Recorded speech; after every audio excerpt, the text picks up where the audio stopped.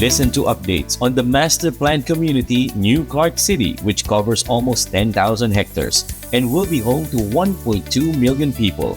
It is said to be the nation's first smart, disaster-resilient city. It is attracting interest from virtually all industries such as BPO, manufacturing, logistics, retail, and so much more. To learn more about the region of Pampanga and the Clark Freeport Zone, the economic hub of Central Luzon, welcome to the Asia CEO Clark 2024.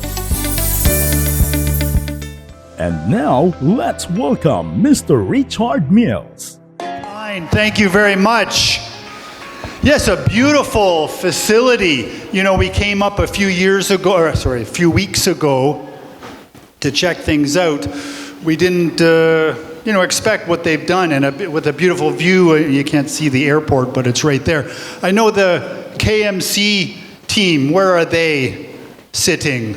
Here? Okay, yeah. They created this, so it's a nice facility, and I know there's a lot of people looking at these kinds of more open real estate solutions and concepts, so very nice. It is, we were just in Cebu a few days ago and really impressed there what's going on. Clark, each time we come, of course, we all see, I don't know how many, can I have hands? How many people are from Clark? Can we have hands? Or for the region? We're shy a little bit, are we? No? Okay. And how many drove or flew in or crawled in from other parts of the... How many? Also, maybe more. Maybe 60% came in. A lot of opportunities. I know I spoke with different companies. Our Airspeed group is, where are they? Here? A lot of, let's go. I'll go through some of the people that are here so you can get to know each other and so forth. So a lot of opportunities for the logistics industry. I saw a couple of Airspeed trucks just driving in here. Alas Oplas, right? Is that on the audit financial side? They see opportunities here. Assyrian is here somewhere, but I haven't met them, but that's their big building across the street. This is a very large business, very exciting. Others, Engineered Solutions, Calvallo Solutions, Claremont Cleaners, Clark Investment Corp, DICT, he's just on the way. He ran a little bit late. Genesis is here. Gardall is here on the security side. We have, so many. Maybe I shouldn't go through everybody. Our Maybank group is here. We have, I mentioned Mizella Corporation on the CCTV and related systems side. PLDT, our friends there, we'll hear from them. PSG on the recruitment outsourcing side. Sutherland's Task Us with, stand up a sec here. This group, 50,000 people, started as a very small business not too many years ago, and most of those employees are in Philippines, and they have one, obviously, big building here. Marlon what's your, ICOR, of course. A very good story there. Another 35,000 or so employees. So there's really a lot going on here. People like to hire Filipinos and build their careers for them. So it's exciting times. And, many of us who are in the Metro Manila area, it's getting harder to grow. It's getting expensive and complicated even to do that. So places like this is where the growth is going to be. And we're just talking with Delbert of Maybank and others, and everybody says this is going to be a 1.2 million population city, another BGC here. So this is the time now for us to make those relationships that will carry us for the future. Oh, I forgot our friends from Merriam College. Bill, it's being constructed just a few minutes north of here in an Ayala group. Okay, yes. So opportunities for everybody here. So please, we want everybody to do the handshaking and the card exchange. So, and if you want an introduction, please approach myself or Rebecca in red, and we'd be pleased to do that with you. Yeah, exciting times, everyone, and don't forget it. I know, someone the other day, well, in Cebu, actually, they asked me, it was a news thing, and they're interviewing me, asking me, well, now, Richard, you talk positive things about Philippines, but you have to give us what's your opinion on the political system, because how can, the country move ahead if there's so much political chaos in the country? You know what my response was? No? Well, talk to people from other countries if you want to hear about political chaos. If you have some friends in Europe or the US, Canada, or whatever, Philippines actually looks kind of more normal than other countries, I would say. But the key thing is to focus on your career, and these are where opportunities are. I always get concerned when I talk to too many young Filipinos who think that success, even university graduates, who think that success is leaving the country. I can't believe it. The opportunities are here. So we'll hear some of these examples of these today. So one more announcement. Next week we'll have a wellness, corporate health and wellness event. We'll have James Yap, the basketball player with, I think there's some, there might be some malicious gossip that'll go along with that, I hope, but we can't make any promises. As well as Jeff Carrioso, the big basketball coach, and the guys all know this, and others. So if you want to hear about health, because health has really become a big issue, as people my age know, so many people are getting into health issues, so we've got to keep everybody healthy.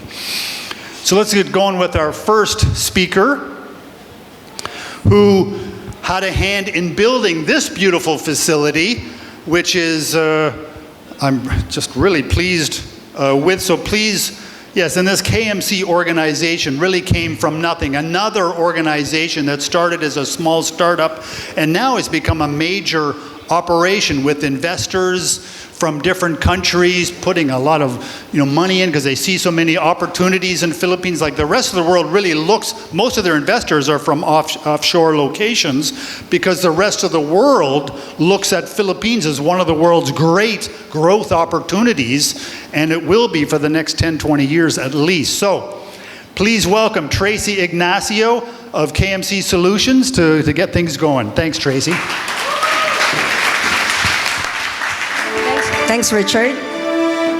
Hi, guys. Good morning. Always a tough act after a very sumptuous lunch, but here we go. All right, the slides are up. So good noon, everybody, ladies and gentlemen, and distinguished listeners who have not dozed off just yet. No?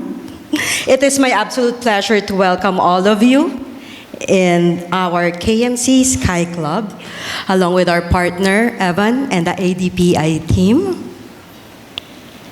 And to warm you up before you actually learn a lot more from our very esteemed speakers who will be joining us shortly after me. I hope to take no more than 15 minutes of your time as I talk about why KMC believe that Clark has the strategic advantage for business growth. Okay. All right. Just with a show of hands, just like what Richard did, who among you, I'd like to know, who among you already have businesses established here in Clark at the moment? May I see? All right, wow. A lot of opportunities in addressable market right now in the audience. And how many of you are looking to invest here or looking at Clark as an option? All right. So I think you're exactly where you should be today, because I believe we'll be learning a lot about that. let me share a bit about KMC history. We're about to turn 14 years old this year with over 100,000 square meters of office space. That translates to about 20,000 production seats. And it's in 9 different cities in the Philippines. As you can imagine, most of our concentration is actually in Manila. More than almost 30% are in Makati, another 20-something% in BGC, Taguig, another maybe 15% in Metro Cebu, specifically in IT Park, and Pasig as the 4th largest location for us. So you might be wondering, what brought us to Clark 5 years ago? So, well, one major driver of KMC's growth, I have to tell you, it's no secret, but we really do listen to our clients. As in, we really listen to them and act on what they tell us. Because what brought us here 5 years ago was a valued client of ours asking for a BCP site. So we built half of the 5th floor in this very building as a BCP site for that particular client. And because this building is so beautiful, the West Aero Park campus is beautiful, everything surrounding it, it's beautiful, that client grew to another client, and not just as a BCP site, but an actual headquarters in Clark. Not their branch office, but their main office here in this building. And not just that, that was 2019, right? And then we all know what happened after that, the pandemic. So a lot of the employees of our Manila-based clients went home. And guess what? A lot live in Region 3, Pampanga, Bulacan. So they needed a work near home option. So this particular location played beautifully in that story. So they don't have to commute or live far away from their families and still be able to work efficiently here in Clark. And then the list goes on and on. It's also a great incubation facility for startups and companies that would like to try operating in Clark but do not want to invest so much in capital expenditures or long-term leases. So our offices here became their quick decision for an incubation hub. So also, over here, as you can see, the other advantages that we see, they're not yet here, but I'd like to thank them, is that the tax incentives being afforded to locators here is unparalleled. As I told you earlier, we operate in 9 different cities in the Philippines, and I can tell you 100% straight in your eye that the lowest local government tax is here in Clark. You can ask them how much it is, but it's very low. So it really gives businesses an advantage to locate here. And with the CDC's One-Stop Action Center, the permitting process is fast as well. So other than the infrastructure development, this beautiful penthouse floor, we also aim to house more talent, local talent, because you know the workforce pool here in Clark is very vast. Local, because look at the distinguished universities nearby. Holy Angel, UP Diliman, and now we just talked about Miriam building there. Imagine just the vast pool of talent that's being, that's local here in Clark that don't have to go to Manila to work or even outside the Philippines. So those are really the main reasons why KMC is here, because in a nutshell, we believe in Clark. So without question, Clark is really a destination hub, right? And both the government and the private sector support, it really does make sense, right? I don't think there's any place anywhere else in the Philippines that has all these infrastructure development all in one place. I don't know of a very world-class international airport and an NSCR system going all the way here, and the new Clark City development all in one place.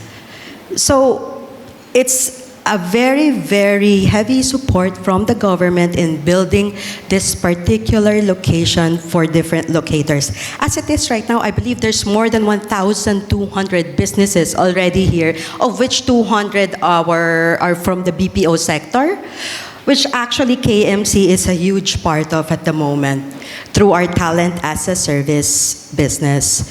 So, I mean, just with what Richard was mentioning earlier, Tascas and Sutherland, our neighbors here, Asurian, Accenture, the big names are all here already. So these are trailblazers that actually already located because they know this is exactly where they should be. So one thing is clear, the government is in full support, and so is KMC. With both government and private sector support, this is surely a recipe for success. Our very commitment to support this growth is right before your eyes. You know, it's not cheap to build a very nice office like this, so thank you, Evan, for the support there. And with CDC's support in permitting, we here in KMC can make you start operating today because our offices are plug and play. You just have to bring yourself and your laptop. And if you don't have a team, we actually also hire for you. That's our KMC Teams business. So to put it simply, that business is like a BPO and a captives setup combined.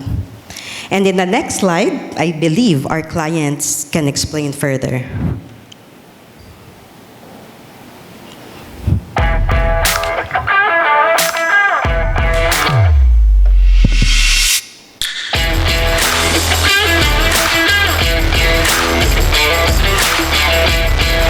Things have been exceptional. So I dealt with the team on a very minimal basis, but I found it to be extremely efficient. The team has said, I don't believe any other company could actually met those demands outside KMC. Partnership we have with KMC has been the strongest in the 13 years that I've worked with this company. They're accommodating, they're flexible. KMC lets us focus our executive bandwidth on business growth. So really in KMC, we have the space for you to grow, we have the talent for you to grow. So just to close, let me share another short video of how we showcase this particular space to various possible locators, both local in the Philippines and investors abroad.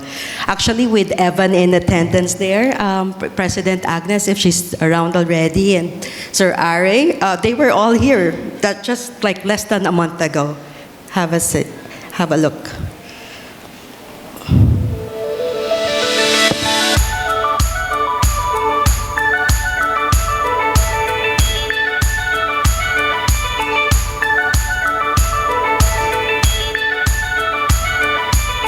KMC guys, thanks for me!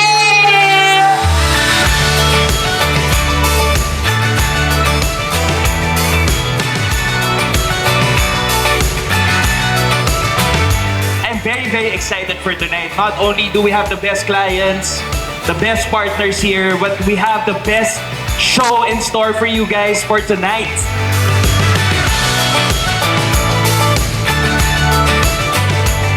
Truly a world-class future city, truly a world-class location, and we're really here because of the talent base. We're here because our clients want to be here. We grow when our clients grow.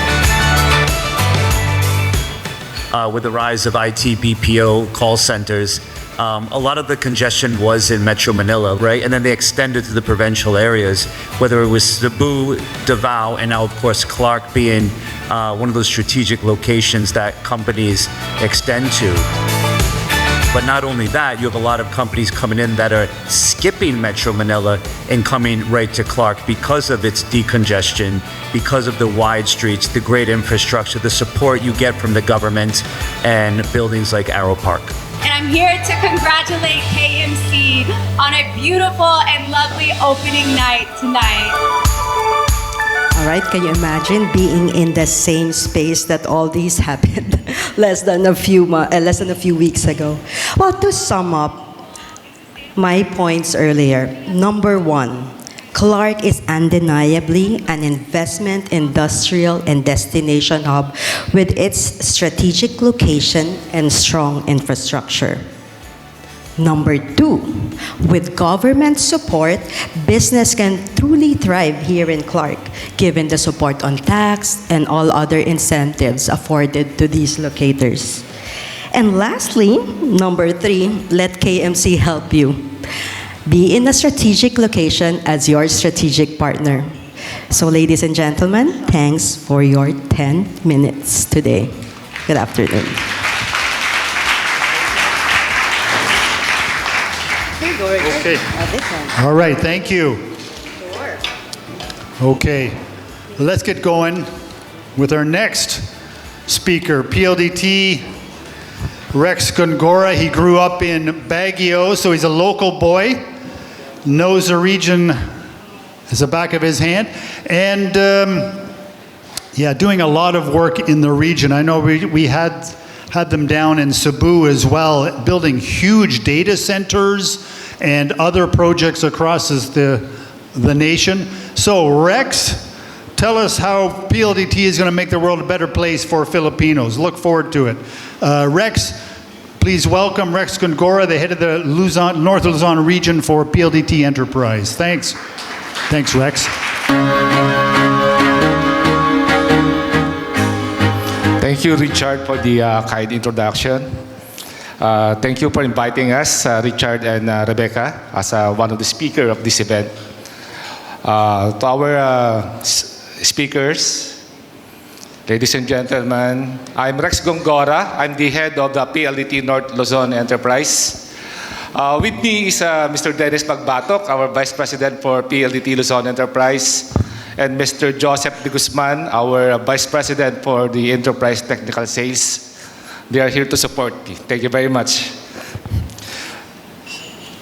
So, I will be here to introduce our new tech company, that's Vitro Data Center.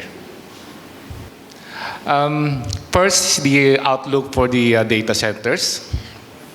So, from a regional perspective, Asia Pacific in general has seen consistent growth with respect to the data center business, and is projected to continually grow based on global studies. There's a brewing storm for data center for Philippines, and this is why, because there's 125 megawatts of express data center investor interest, headwinds affecting Southeast Asian neighbors, and massive digital infrastructure availability. So, ano ba yung data center, di ba? Data center, when you wake up in the morning, you use your cell phones, and then you check your social media, Facebooks, Instagram, you watch YouTube, you go online shopping. All these servers are located in a data centers. So all this supports the sentiments of studies made that the Philippines is the emerging hub in the region. In addition, the pandemic has accelerated the digital and cloud adoption, resulting to the increased trajectory of data center growth. There. So, as mentioned earlier, the mission is in motion to make the Philippines the next Asia-Pacific hyperscale hub. PLDT is in a strategic position to support the influx of hyperscalers, the cloud and content service providers, and CDNs.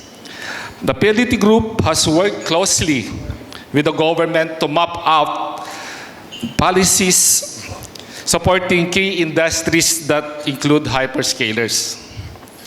Apart from providing safeguards and allowing tax incentives, the government has been leading by example with its cloud-first policy.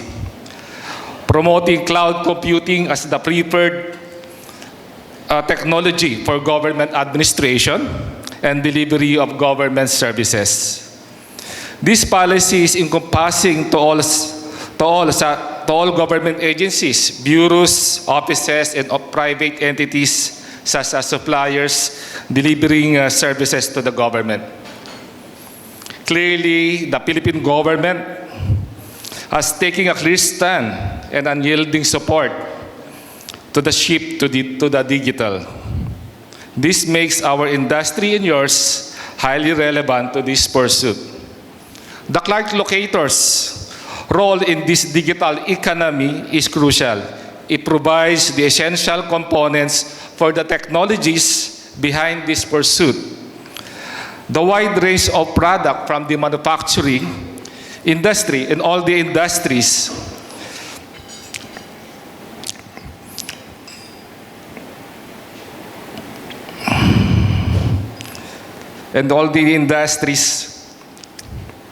is form part of the backbone of the digital ecosystem in the fields of medical, automotive, telecommunication, and other related fields. Even data center in this regard. So our digital infrastructure via Vitro, coupled with Meralco's power infrastructure, can enable the entrant to achieve its sustainable energy goals. In addition, the group has worked to include hyperscalers to be part of government policies that will allow incentive through its programs. PLDT is not limited to being a service provider, but rather a partner in this frontier.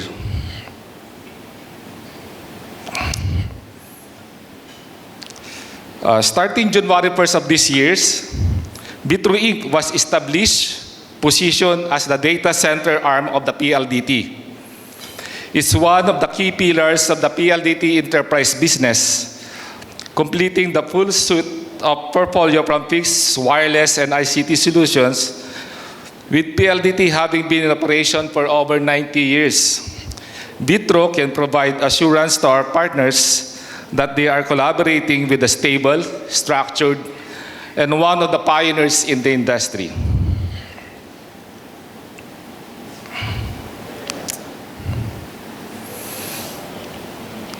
Vitro remains to be the undisputed leaders in the data center with over 24 years of experience. It has the largest amount of capacity brought by the 10 operational sites, including Vitro Clark, of which will be bolstered by an additional 36 megawatt, which largest data center to be powered up this year. It hosts the richest IP ecosystem in the country, having both local and international carriers within our data centers.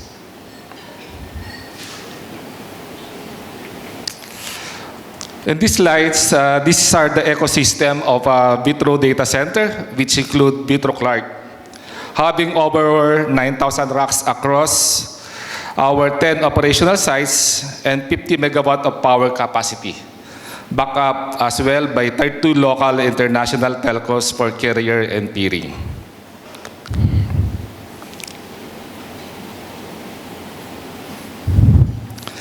So this is the Vitro Santa Rosa. It will be our 11th data center, and it will be the largest data center in the country. It will have an IT load capacity of 10 megawatt, and upon completion, it will have a power load of 36 megawatt. Imagine, it's parang isang municipality of providing power for a data center. Additionally, Vitro Santa Rosa will feature 4,500 racks, prepared to cater to both enterprise and hyperscale requirement. This data center is designed with sustainability in mind, standing to its day-to-day operation with 20% of its power source from renewable energy from day one. Lastly, hosting critical data requires redundancy and security. Vitro Santa Rosa will have its own substation and various power redundancy supports, such as a dedicated UPS room, battery room, generator room. This is necessary to ensure that all tenants will be served during mission critical scenarios. Truly, Vitro Santa Rosa is strategically positioned to drive the heart of the country's digital transformation, catering to both enterprise and every Filipino digital consumers. Vitro Santa Rosa is the largest data center. So on this video, this was taken early this year, but it already is done significant changes because it's already on the finishing touches. So it will be up by second half of this year. As shown here in the video, this sits on a 5-hectare compound in Santa Rosa, Laguna, and has its dedicated Meralco substations to provide robust power and redundancy. Resiliency in terms of connectivity is given high regard as we have multiple points of entry into the facility to allow major carriers, both local and international. Sustainability is also available in this build as we'll have a 700 kilowatt solar power, a rainwater reuse facility. The data center itself will be connected to our major cable landing station to ensure its interconnectivity to our global gateway.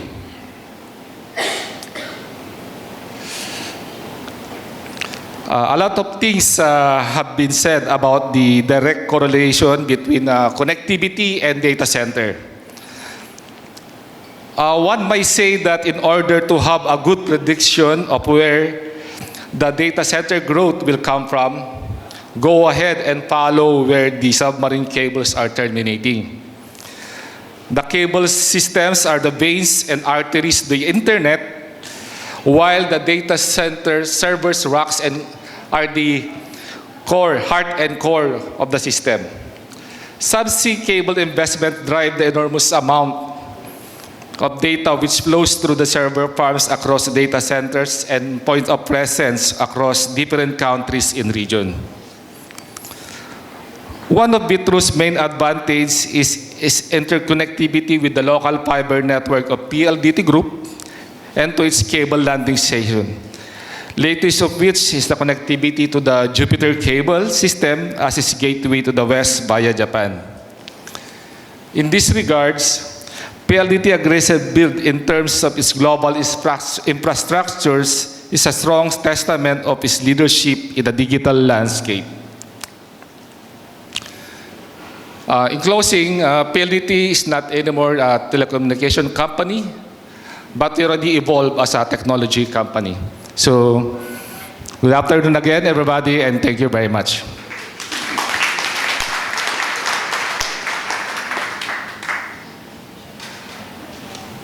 Okay, very good. Thank you very much, Rex. Okay, gives us an update on things and how we're doing. You know, our next speaker, some people in every country talks about government and says that, you know, a lot of people in government don't work very hard. But our next speaker has a very good reputation, and the whole group, Department of Information and Communications Technology, seems to be everywhere. And so when we contacted Jeff about coming up, he drove up from Manila, of course. He was eager to do so and to update us on what they're doing inside the government, especially in his area, cybersecurity, upskilling, and these kinds of things. So we're really privileged and pleased. He's a pleasant fellow, and volunteered to come up and just give us the story of what he's doing. So please welcome Jeff D., the Undersecretary of Department of Information and Communications Technology, DICT. Really nice to have you, Jeff.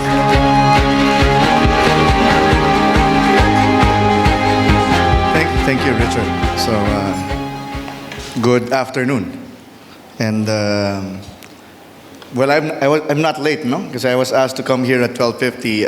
The National Bureau of Investigation just had 10 a.m. Press conference. They just apprehended 3 hackers. I'll give you an inside information. It's actually not 3. They have 5 in custody. So wait for the next press conference. That's not the media, is it? Because I might get into trouble. Okay. But contrary to popular belief, I'm also actually the. Should I? Oh no, they're still preparing the deck. But contrary to popular belief, I'm also actually the Undersecretary for Connectivity. So I'm not just the cybersecurity guy. I'm actually the guy who sits in behalf of the DICT at the NEDA Infrastructure Committee. And I just heard PLDT say they're no longer a telecommunications company. Where's PLDT? Yeah. So that means we'll delist you from the National Telecommunications Commission. NTC reports to us. You just said that. You're recorded. So is my deck ready, or should I click something, or no? Okay. Because I'm running out of my alibis and my ad-libs. And one more thing that maybe points to the right direction as to whether or not you're investing in the right community or in the right area in the country. I actually recently bought a lot nearby. I won't say where, because I don't know if you're one of those hackers who's trying to get to me. But I just bought a very, very good lot nearby. It's just a 5-minute drive from Clark. And a lot of senior government officials are doing so. So maybe that's also one of the indicators that. Have you heard of the North Luzon Economic Corridor? You've heard of that? Yeah. So there is now a North Luzon Economic Corridor.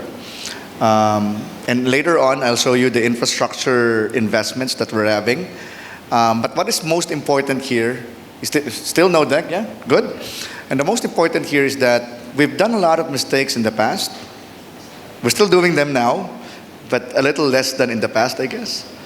But what we're trying to build now is what is called a trusted network, right? I don't want to share in geopolitics. I'm a civilian. No, but when I say trusted network, it's a network where BPOs, such as those in the United States, can comply with U.S. laws when you use the telecommunications network. That's one. And that's one of the main reasons why the North Luzon corridor is very important in our economic growth. So that's the reason why. So there are some things I cannot say in public because they're regarded as state confidential information. But what I can share with you is that this North Luzon economic corridor is not just a corridor for agriculture, as what some of the corridors are. We're trying to decongest South Luzon. We're also trying to decongest the greater Manila area. And the next best thing to go to is Central Luzon and North Luzon. So that's why the government is investing so heavily in these areas. Okay, so my deck is now ready. Now I don't have to do my ad-libs. Again, good afternoon. Let me just share you some information. I don't know if you can hear this or you can read this, but you will notice I'll just give you some information about the Philippines, okay? The Philippines is 118.2 million in population. Quite surprisingly, Australia, which is like 25 times larger than the Philippines, only has like 25 million people, right? So we're 118 million Filipinos crammed up in this 7,000, I don't know, 600 now, I guess, because of the West Philippine Sea issue. 7,600 islands that we have in the Republic of the Philippines. Out of the 118.2 million people, we have 86.9 million who's connected to the internet. We count people who are connected to the internet are those people who have mobile phones, smart mobile phones that connect to the internet, or those who have internet at home. No? So if you have a mobile phone that connects to the internet, even though you don't have fiber at home, then you're considered as connected to the internet. That translates to 73.6% of penetration rate, or internet penetration rate. Every year, well, from 2023 to 2024, there is a growth of internet users by 1.8 million. What's good about our country is even though we're populous, we took our Catholicism very, very seriously. Even though we're populous, we are at a very young population. So the other countries, for example, South Korea, their average age is around 50. Ours is 20, 24, 23. So we have a very young, talented population.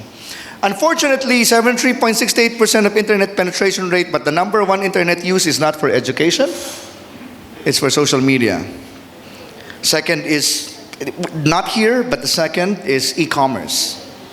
No? So Filipinos love to buy from Lazada and Shopee. We actually outrank Singapore, we outrank Korea, we outrank, I think the only country that comes close to us in the Association of Southeast Asian Nations is Vietnam when it comes to online buying.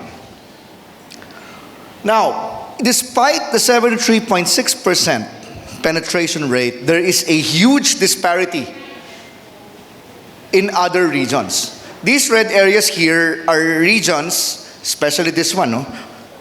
Mindanao, where the internet penetration rate is less than 15%.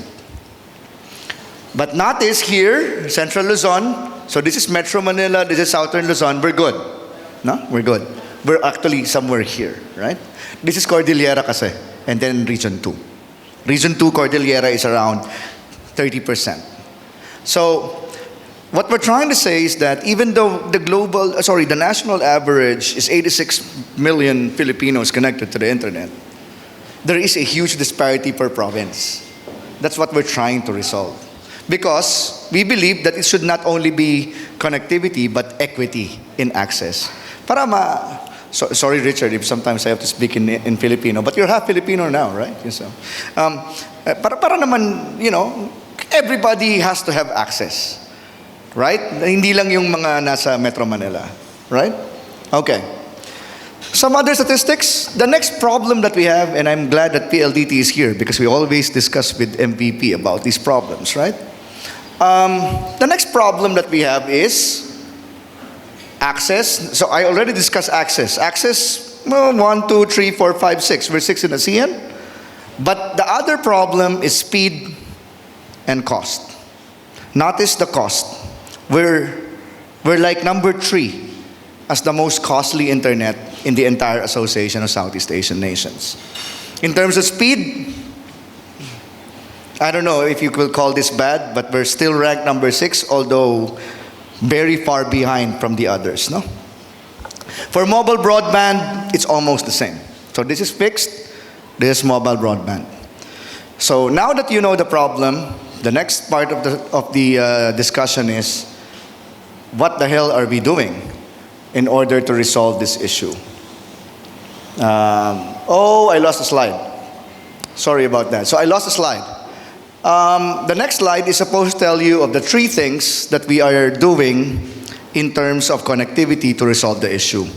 And not in this slide, which I will discuss this later on. The number 1 that I would like to always point out is policy direction. You've heard of the Common Tower policy? No? So we're now promoting the Common Tower policy, and I have a discussion with the major telecommunications providers. Because right now, it seems that tower building is so irrational. There's one tower, 100 meters away, another, smart maybe will try to use another tower, and then some 150 meters away, Globe will have their own towers, etc. It's a waste of money. It's a waste of estate. It's a waste of power resources as well. So we're promoting the Common Tower and wait for the next 6 to 10 months. That's how fast we move nowadays. We'll come up with a Common Tower policy from the DICT where we will rationalize tower build-up and promote sharing of resources. This way, the infrastructure costs will be reduced. No? But that's not only that, no? We're discussing also in PISAC, the Private Sector Advisory Council, which PLDT, Globe, all of them are members of. We're trying to also arrange what is called a fiber sharing setup. So if there's already fiber here, alam niyo yun, yung palagi naguhukay, di ba? Who lives in a subdivision where it seems that 24 by 7, 365 days of the year, somebody's digging up. Your water, after that, power, after that, one telco 1, another, the next few weeks, telco 2, no? So we're trying to, so we have a working agreement with the DPWH for a policy on dig once, and then second is infrastructure sharing, including fiber optics. We still need to get consensus, so you won't be able to hear from us about that in the next, not this year, but perhaps by next year. And last but not the least, we need to also share radio units or active components. This will, once we do that, we'll be able to reduce the cost of the internet significantly. I won't be discussing frequency rationalization to all of you. It's a very technical subject.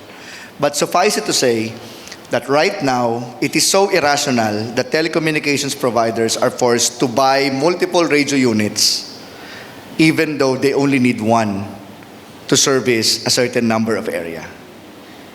Parang, ano kasi alam niyo yung, I don't know how old you are, but who here saw the Windows defragmentation defrag? Who here did the Windows defrag in your computers? Tas kamay? Oh, here are the 90s boys and girls, right? Yeah, defrag. Oh, radio frequency is like that. It's so fragmented that we have to defragment it. And that's also why you have so many scammers. See, we know the solution. We know. We just can't get the consensus in government and the private sector to implement it. But we know the solution. Okay? So one of the other program I would like to highlight is the free Wi-Fi program. This is already old news. It's now at 9.6 million unique users. So we were able to, remember what I was saying about the problem with access, right? So we're trying to provide access to those remote barangays where there is no internet. We've already serviced 13,120 access points in 1,384 localities, and this is already 9.6 million people. 9.6 million who originally does not have access to internet. Okay? Next, and this is where you'll love it. The National Broadband Program, PLDT was talking about cable landing stations. There was a project, 3 presidents, can't get it done. But we were able to launch it this year. I think that was it April, right? With the president. So there's a cable landing station up north in Baler. There is a small triangle. This actually goes directly to Lawag, and then there's a small triangle that goes to. So imagine a triangle: Baler, Lawag. Sorry, I can't reach it. I'm not that high. I'm not as tall as Richard. But from Baler to Lawag to Metro Manila, that is called the National Fiber Backbone Phase 1. That is already operational. That connects directly to the United States through the Meta PLCN1 connection. We have 2 terabits there. 600 Gbps was given to BCDA so that they can build their tech community wherever they are in Central Luzon and in Northern Luzon. But that can increase to up to 2 terabits per second. We're not paying 2 terabits if nobody's using it. But it can. Okay? So several fiber cores are exclusive to the Philippines. That's free. Of course, we have to pay for power, those kind of stuff. But the entire setup is free. There's an upcoming connection here by Frost. By 2028, the National Broadband Program would have been completed. We have a World Bank loan. Oh, another secret, I will be in Malacanang on June 25 explaining to the NEDA board, chaired by the President, why they need to approve the World Bank loan such that we can finish this entire problem of national broadband by 2028. So once the World Bank loan is approved, the entire Philippines will have a sovereign, our own connection that is clean. Okay? That you want me to tell you what clean is? Walang virus. Clean means that all the nodes are approved by government. No? We know that nobody's listening in those nodes. We're not using unsecure vendors, for example. No? And then, from here, I already talked to some of the governors so that they can connect to this sovereign fiber backbone so that they can power up their communities. But by next year, we will start with North Luzon and Central Luzon because the national fiber backbone is already up for North Luzon and Central Luzon. The rest of the country, Bicol area will be by the end of 2025, so it will be powered up by 2026. The rest of the country by 2028. Right? Okay. Don't worry, PLDT. We're not getting your market. Huh? You still, you can even connect to the National Fiber Backbone if you want. Okay. Sige. Now let me talk about another thing, the digital gap. So what is government doing to ensure that you have the right workforce for your companies? Well, remember, government we're not supposed to train people. We're supposed to nudge you in the right behavior because we let the private sector do this stuff. But let me express a problem. According to a 2019, the last survey was 2019, the digital skills in the Philippines, for basic digital skills, 6%, standard digital skills, only 2% of the population, huh? And advanced digital skills, only 1%. You'll be surprised. But my kids know how to play games. My kids know how to do Facebook. Well, sorry, Instagram. Nahalata yung edad, no? Sorry, if you're still a Facebook user, you're old. Huh? Kids are now using Instagram, IG, and Twitter. So, tumatawa yung mga 90s boys dun sa likod. Unfortunately, basic digital skills is not about the ability to use Facebook. It's about the ability to manipulate to do basic tasks and manipulate files in a computer. So if your kid knows how to do Facebook or Instagram, but does not know how to find files and create folders, or to encrypt files inside the computer, they are part of the 94% who does not have basic digital skills. All right? So what are we doing? Training. I don't want to give you all the trainings what we're doing, but these are the numbers. But what's more important is we've already provided 3,413 online jobs to our trainees. I had one trainee here, ano siya, Agta. You know what an Agta is? No? You know? Indigenous community. So she's very shy and she's on a wheelchair. She can't move her legs. I think it was polio. I know polio should have disappeared so many years ago, but she has polio. Okay? After the training, she's now a call center agent now at home. You know, on home call center agent. So she's earning, and she's very happy.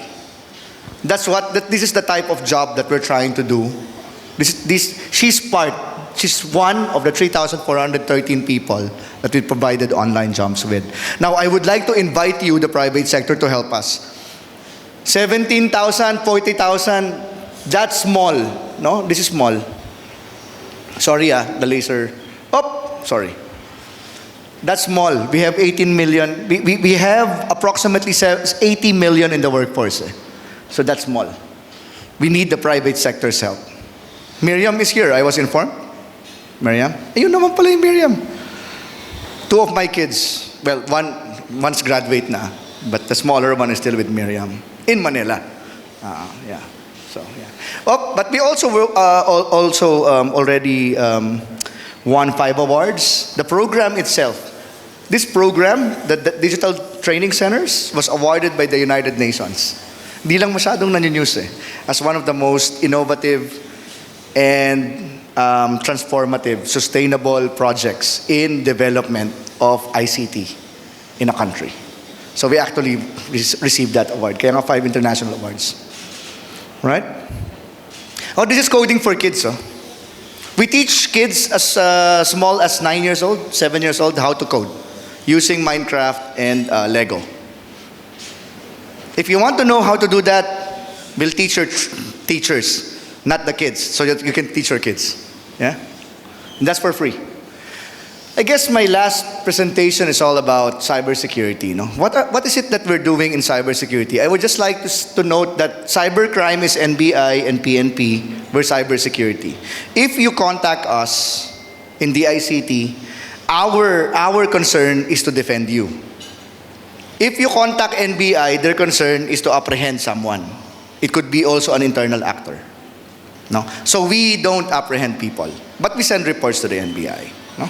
Yan lang yan. That's what it means. So, the ICT leads in securing Philippine cyberspace. You might have seen me in television. No? I was in TV just yesterday. Oh, you don't have TV na. YouTube na yung pinapanood nyo, right? So that explains it maybe. So, in the Philippines, 2,974 early detection. So we were already able to defend 2,974 attacks. Unfortunately, approximately 50 attacks, high level, went through. But there are more than 1,000 that went through actually, including LGUs. No? We've issued 564,000 digital certificates. Do you know that we monitor approximately 2.1 million attacks daily in the entire country? So, yeah, this is small. We don't have enough resources to monitor all. 2.1 million, you might think it's large, but it's actually small. I think I would be happy if my team would be able to say that they are monitoring approximately about around 10 million threats daily. The National Cybersecurity Plan was approved by the President this April. It's Executive Order 58. If you want to read about it, please do, because that will help your companies as well in trying to secure your resources, your internet resources. Most importantly, we are now focusing on security of supply chain. PLDT, ha? Sorry kayo, favorite ko, wala yung Globe eh. Pag nandito yung Globe, favorite ko rin sila. PLDT, ha? Supply chain, ha? Tinititigan ko kayo. Nakita ko yung mga procurements nyo, ha? At kung kanino nyo binili, ha? So we're focusing on security and of supply chain kasi it seems that right now, prevalent yung pinakamura, yun yung bibilin eh. But we have to now be more security conscious. That's what we're trying to do. So in the next 2 years, we're getting arrangements for certification of ICT equipment so that we can endorse, even to the public, what cybersecurity equipment you should buy and what you should avoid. We won't be saying you don't buy it. If you still want to buy it, then do so. But at least you know, magkakaroon ng star rating. Oh, you buy a router, 0 star. Okay lang. Yun yung kasya sa budget mo eh. But remember, 0 star yan. You understand the point. So, forewarned is forearmed. No, parang ganun. All right? So, I think that's my in closing. No? Before I close, I would like to state that connectivity, if we resolve the issue about connectivity, everything that I explained to you, 70% of the Sustainable Development Goals of the United Nations would be resolved. That also, by extension, means that 70% of the Ambition 2030 goals of the Republic of the Philippines will be solved. Do you know that for every 10% increase in penetration rate, that translates to 1.38% GDP growth, which is equivalent to $6.07 billion in our GDP. So just remember that. So that's why we need to resolve connectivity. But here I'm not saying it's resolved. It's a little better, but we still need to increase not only us. Remember, what we're doing with the National Broadband Program is to nudge the behavior. The private sector has to work. We need 35,000 more towers at least to cover, acceptable pa yun, ha? Hindi pa yun fast, for an acceptable mobile coverage for the entire country. 35,000 towers just for this year. Because if next year the population grows again, we need more towers. That's how much investment we need. That's why we're pushing for the common tower policy. And remember, ito na yung promise, ito na yung closing, because Richard is already anxious. So in closing, I would just like to state that the Department of Information and Communications Technology is not about technology. It's about using technology to connect lives. Our mission is for the betterment of the Filipinos' life by leveraging on communications technology. We believe that there will come a time that technology is not only transformative, it will be a basic requirement. As easily as you need water every single day. Yun lamang po at maraming salamat sa inyong lahat.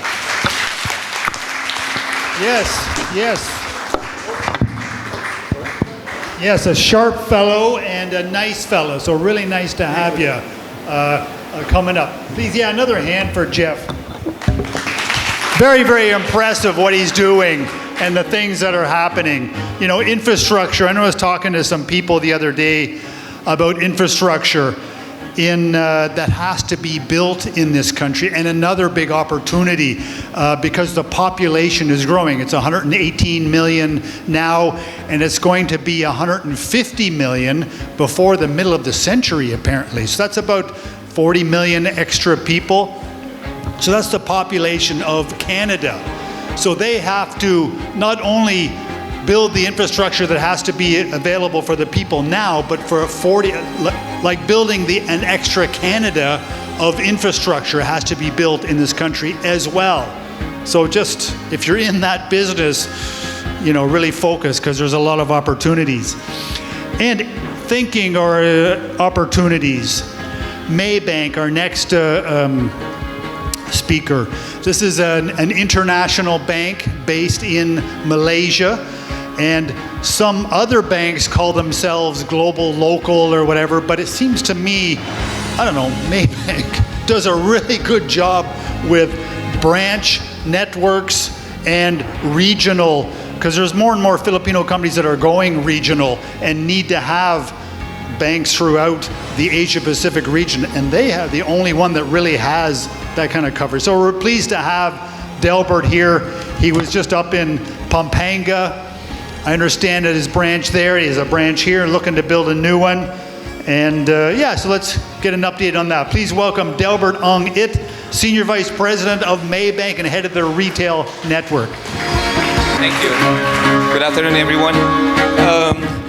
You know, I'm pretty impressed to actually been given this chance to sit down and, you know, listen to the initial speakers. And it was pretty interesting to actually find out about the plans. And the interesting part that I was telling them earlier when I got here was the Philippines was really looking at Clark as essentially going to be the next BGC. In the Philippines, our head office is in BGC, in Taguig. And if not for the pandemic that happened in 2019, every banks were already looking at Clark area to put up all our branches, expand our network, because you're not expecting to just see buildings rising here, but you're actually going to expect communities coming up. There was that property purchase that our dear Undersecretary mentioned, and that's really because everyone was looking after at Clark. And I think BSP is still very interested to focus on that, and Maybank is one of them who's going to actually make sure that we play a big role also in such development. Now, this afternoon, typically when I do my talk, it's really intended to actually apprise people about what's going to happen financially. But rather than keep you bored and just go about so many information, I'd like to actually entice your attention towards what's really has been happening now that the pandemic is almost done. It's not yet totally over. There's going to be new diseases perhaps coming out, but the truth of the matter is the country is actually on the rebound, and we're actually expecting ourselves to become a primary global power also in the next coming 10 years. In fact, I'll try to excite you by knowing that as far as financially is concerned, the Philippines is poised towards becoming a major economic power by 2035. Hopefully, that does happen. Okay? So, a little bit of some financial information intended really to make us appreciate that a lot of things are happening. I mean, this is my first time to hear about all these plans about the national broadband. There was this huge complex that I saw about PLDT, and there was a mention about, obviously, this particular facility. And why is that all of those things happening? We never imagined that thing, this session, would be here to actually listen to all the speakers, not necessarily mine, but to all the other speakers. Because during the pandemic, we all thought everything was simply just going southward. During the pandemic, our economic fundamentals were basically all going down. And you probably would like to know why. Because the Philippines all this time have always been heavy on mobility. You know, majority of those that are bringing the business here are your call centers, your BPOs, our people whom we are sending as our talents abroad, and everything was so dependent about mobility. Ever wonder how come that they started putting together the decongestion plan? You know, they were trying to put out all this business from Manila, going to Clark, going to other locations, because it's really all about mobility. The challenge is that pandemic did not provide that excuse for our country. And this is what happened to us. Obviously, it was a rude awakening. We could not actually move. And the Philippines was actually from a tiger-poised economy going down the drain and becoming one of the lowest performing country also in Asia.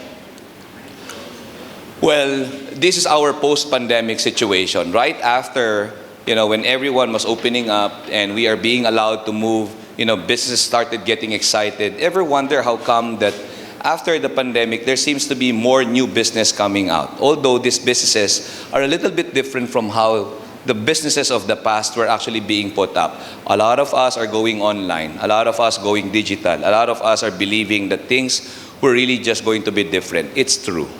Majority of the movers now are no longer those that are dependent on the mobility aspect. We heard about the successful story about somebody who's now able to do call center job at home. And because obviously the environment is changing. Now I would not actually feel bad knowing that I'm a 90s person. I've seen how everything has changed, and this is also what we've been trying to do with Maybank. Our biggest advantage of being an international organization is we're not limited to what we have here in the Philippines, but we're now poised to even bring all those technologies that we have also in KL. In fact, sooner than later, you will hear about us because we will not only connect all those companies that are dealing with us locally in the Philippines, but we're also going to create that international market for all of you, all of them, to actually do their interconnection sooner than later, digitally as well. Branch banking is no longer about physical offices. Although I would be interested to take a look at this facility because my only branch in Clark is somewhere down, close to Angeles, Pampanga. I have another one in Angeles. I have another one in San Fernando. But I'm actually really looking at putting up 2 more branches here in the area. But I would like to do more hybrid. So it's not really going to be your typical branch where you see tellers, new accounts, and the like. But we're also thinking of doing a little bit hybrid on digital. So I'm happy just to be here. But going back to this particular topic, this is where we went right after the pandemic. So far, you still got the benefit of having remittances. This coming December is another, heyday for the economy. But the truth of the matter is the Philippines is truly rebounding. You might not actually agree with me because you've seen a lot of our fellow mates still reeling from the effects of the pandemic. But as far as we are concerned, and as far as what BSP is seeing and all the other banks, we've simply been pressured to become extra aggressive because there's so many new businesses coming out. And I'm excited also because just like you, we're looking at the potential of Clark, or probably looking at the potential of the economy. Having heard about that plan on broadband, then obviously nothing bad should actually come out after all these things. 2033, this is what I mentioned. This study is not something that came from us in Maybank, but we share the same study that came from Mr. Rajiv Biswas. He is the Executive Director of an Asia Pacific Chief Economist of S&P Global. He is saying, to our surprise perhaps today, but we should be excited to know that this will happen, come 2033, we might actually have an economy that is almost equal to the economy of South Korea. Now, this is expected to happen, hence we are also doing our best to also encourage all the businesses, take advantage. There was a mention about leveraging on digital connection, on broadband. Banks are also saying that. Businesses, you also have to leverage on the abilities and the support and all these facilities that financial institutions are also giving out. BSP has been very aggressive. For us, we do not want to get all the customers. Maybank would rather work with the rest of the banks in the Philippines because whatever they do, we do. The only thing that gets for us is the fact that we can actually bring Asia to you as well. We say this, you open an account with Maybank Philippines, we don't just simply open the door for you to our bank. We actually open the door for you for Asia. And you will see this because Malaysia, Indonesia, Singapore, and some parts of China were also present in Vietnam and 4 other countries. During the pandemic, let me just give this quick anecdote. When I first joined Maybank after coming from an expat job in Myanmar, I was actually pretty much interested to find out how can I actually help make the organization successful in terms of, how can we expand? I only have 60 branches in the Philippines for information. But in Malaysia, I'm actually the #1 bank there. I'm actually of course, I'll mention that I don't have any issues with it. I'm technically like the BDO of Malaysia. But having 60 branches, I mean, you would probably think, how can we actually survive a market that is divided by several thousands of islands? And how can I actually reach out to you guys? Though I'm thinking of putting up more branches, the idea is I don't actually have to put more physical structure just to get to customers. And that is where I think banks like us are fully capitalizing on the opportunity that hybrid setup can give. Okay, so we're doing that. Now, this particular promise that is already projected by the experts is shared by Maybank because the Philippines is also going to start taking part in the global interaction of all economic activities across Pan-Asia. And this is where we feel we can play a very big role. Not to preempt also, we are about to launch the very first Islamic banking also in the Philippines because we have been sought by BSP to help them out to finally put up a real deal Islamic banking for all our fellow Muslim brothers, not only in Mindanao, but across the country. That will now bridge the way for us to actually do interactions with the rest of all the other markets in Pan-Asia. So we are also putting up a digital marketplace where by the time you have an account with Maybank, be that a regular savings account, a regular checking account, or if you do intend to borrow money from us, we will not stop by only promising you good service or personalized service. That for me, having worked for the banking industry for 22 years, is really passé. It's not really as attractive. But our greatest proposition to you and to the rest of those people we'd like to work with here in Pampanga is this. Get that account with us and we will make sure to find you a possible partner, supplier, or any business engagement in all the other Pan-Asia countries to which we are present. We did that po during the pandemic. I don't know if you noticed, the first country that locked down and started clamping on economic activity was obviously, unfortunately, they say the source of the pandemic. As early as December, they decided to close shop. And you actually, or you may have actually been part of those companies to which you were worried because your raw materials were coming from that country and you could not continue your business because there's no more economic activity. They closed shop. Now, my first suggestion when I joined Maybank was to actually start tapping on our vast resources across Asia outside of China. We started bringing some of our customers in Caloocan who are relying on raw materials from China to actually start talking to some of our customers in Malaysia with the same raw material, a little bit expensive obviously, but at least we got to help them continue their business for additional 2-3 months. And that for us is actually big. And that's exactly what we wanted to do and what we wanted to provide given this particular promise. This is not our words. This is the words of the expert. But we share this because we do also see our own financials and we believe that the Philippines and Maybank together with BDO, BPI, Metrobank, Security Bank, RCBC and all the other good performing local banks are also sharing. Our fundamental post-pandemic is really going to still rely on remittances. That's not going to be something that will change. But with you guys here and with all of these, booming businesses from retail to non-retail to corporates are going to actually even support it. And again, it is just but incidental. I never knew that that's going to be the topic of our beloved Undersecretary. But that makes sense. It makes a lot of sense because if we want to actually grow, the first thing that we need to do is let us all have ourselves interconnected. Because that's the only way we can really go into that particular aspiration. So, by 2023, as I mentioned earlier, so I just got back, we might eventually become a $1 trillion economy. Now, if you are still starting or you are in the middle of such growth, then I strongly suggest continue to be bullish about the opportunities in the Philippines. Explore with us, and who knows, we may even give you another alternative in terms of your other opportunities outside of the country, but are also in Asia.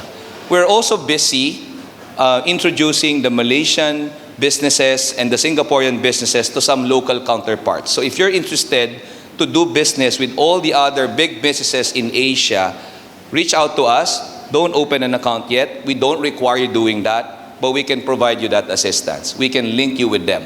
That digital marketplace we're launching by this year will essentially open the door for you in Asia. And who knows, you may be a small restaurant today, but you can actually open a chain of restaurants, not just in the Philippines, but also in Singapore, with the help of whatever resource we can provide you. And that's exactly how even banks are changing.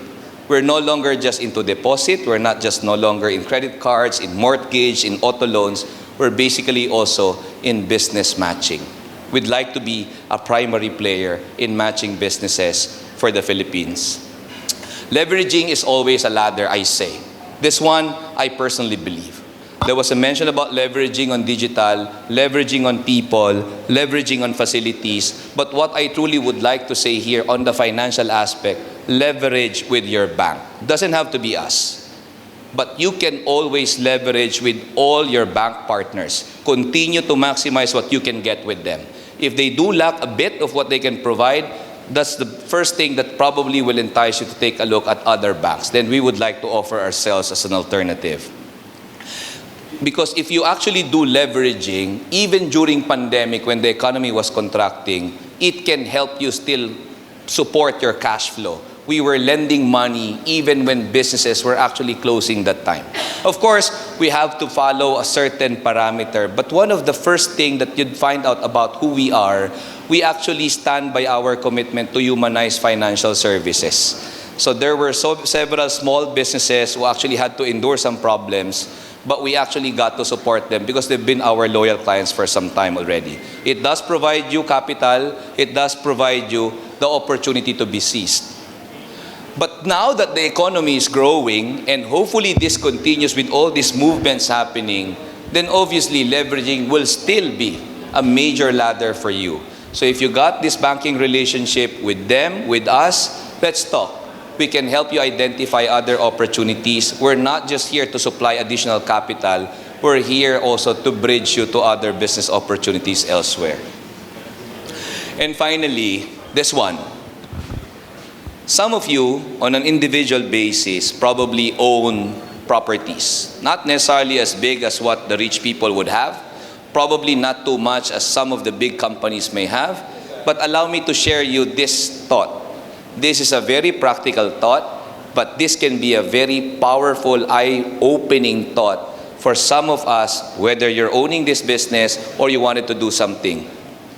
Value is only valuable only if it is valued. Let me repeat. A value becomes only valuable if it is valued. Put that into a business financial context. I own a lot. I own a house and lot. And I would always tell myself exactly what my dad, my lolo, my great-grandfather told me, hold on to that property because you will never go wrong. Because land never depreciates, it appreciates. But how often does this land would appreciate in the context of 10, 20, 30%? Typically, you'd be happy with an average of 3% appreciation. Of course, it's different. You go to Porac, Pampanga years ago, you probably would have not thought Ayala would come there. Now they have Alviera. Alviera, from the time that it was launched, was only this much. It's actually now 9 times higher because it's almost completed. But you see, if I'm holding to this land and I'm just simply believing that the value is increasing, then you're losing a great deal of opportunity. Bankers would tell you that. We'd tell you that. We'd tell you, look, you may want to consider banks are offering loans. Now, your property can be collateralized as a loan. Then that makes it you valuing, meaning you're putting an actual money equivalent to that property, borrow that one, come up with a very sound business activity, push that business, you still keep your property, you pay off your loans, you eventually grow. So let me repeat, we have been told by our grandparents, look, the best asset to keep is land. But some of us took that very literally. We just kept it. But if you're interested to put up a business, you want to expand your business, talk to your banks. We can help you. It's not like I'm interested to get that land from you. That's not our job. That's not our model. Banks are not in the business of getting collaterals. we are in the business of helping businesses grow. And sometimes it's really just about that collateral that we get to provide that assistance to grow. Maybank has been successfully launching all our SME business. So like BDO and all the other banks, we adhere to the request of BSP to actually add more opportunities for the Filipinos. So with that, I would like to give this opportunity to say maraming salamat po for having Maybank, and hopefully we can do business, or we can help you do business with others. Thank you. Well done. Another nice, well-presented story. And yeah, we wish them well. It's nice to see a global bank, a regional bank at the very least, making a big splash in the country. And speaking of splashes, our next speaker, Aray Perez, the newly installed last September CEO of the airport, right out this window. And he's doing a lot of work. He's a Clark boy. He was previously with BCDA for 19 years. And so, yeah, focused and well-connected in the region. So we're going to have an interesting story about what he's doing to transform it and really make Clark International Airport a real global destination. So please welcome Aray Perez. Also kind of a good-looking guy, I thought. Some of the women told me so. Thanks, Richard. Thank you. Yeah, it's always good to be here. There's two reasons why it's really it's an amazing feeling for me to be here, because I think this is my second or third at the Asia CEO Forum. I think so, right? And then you mentioned about me being with the BCDA for 19 years. You know, this building where we are, just 2 floors down below, was my office. Yeah, I used to work here. This used to be my home. But now I was downgraded to the ground, right? From the 9th floor to the ground floor. But, you know, big tasks ahead. Let's proceed with the presentation with introducing to you a little bit of who we are as a corporation, not who I am as a person, and also why we're doing these projects. So we are part of the Basis Conversion and Development Group. We are a subsidiary of the Basis Conversion and Development Authority, and our role is to really convert or transform former U.S. military baselands into economic growth centers. So if you see BCDA in a lot of the national projects, there's a big reason, because they have the ability. It has the biggest real estate, prime real estate asset, about close to 100,000 hectares, which is not owned by many different people, but by just the government. So imagine what we could do with, you know, just one owner. So here we are at the middle of everything. We're one of the bases of the military by the US, so we're here in Clark. I'd like to show you a little bit more about what Clark is, because even for those people who are here, who are from this place, they get confused about the different entities in Clark, about the different developments in Clark. So for example, Freddie, I know, Freddie, who is the owner of this place, the Clark Global City, and of course Evan, who owns this building. Sometimes they get confused about who to approach and what are these developments are, and why is this being done by the BCDA, by the Clark Development Corporation, and the Clark International Airport Corporation. So the Clark Freeport and Special Economic Zone, where we are, is about 32,000 hectares. And you see that the orange line, there's a blue color, Then the orange color with the green color, just to separate each one of those properties. Orange is the new Clark City, which is being developed, operated, and managed by the Basis Conversion and Development Authority. That is the mother company of both CDC and CIAC. Now, the green area is where you'd see all these hotels, golf courses, the casinos. It's managed by Clark Development Corporation. Clark Development Corporation, by the way, is also like the local government unit of the place. They issue permits, your building permits. They issue the, grant you the tax incentives, being the local government unit.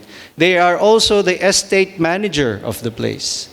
Now, whereas CIAC or CIAC, which is at the blue, which is colored blue, is the Clark Civil Aviation Complex. That is 2,367 hectares out of the entire Clark Freeport and Special Economic Zone.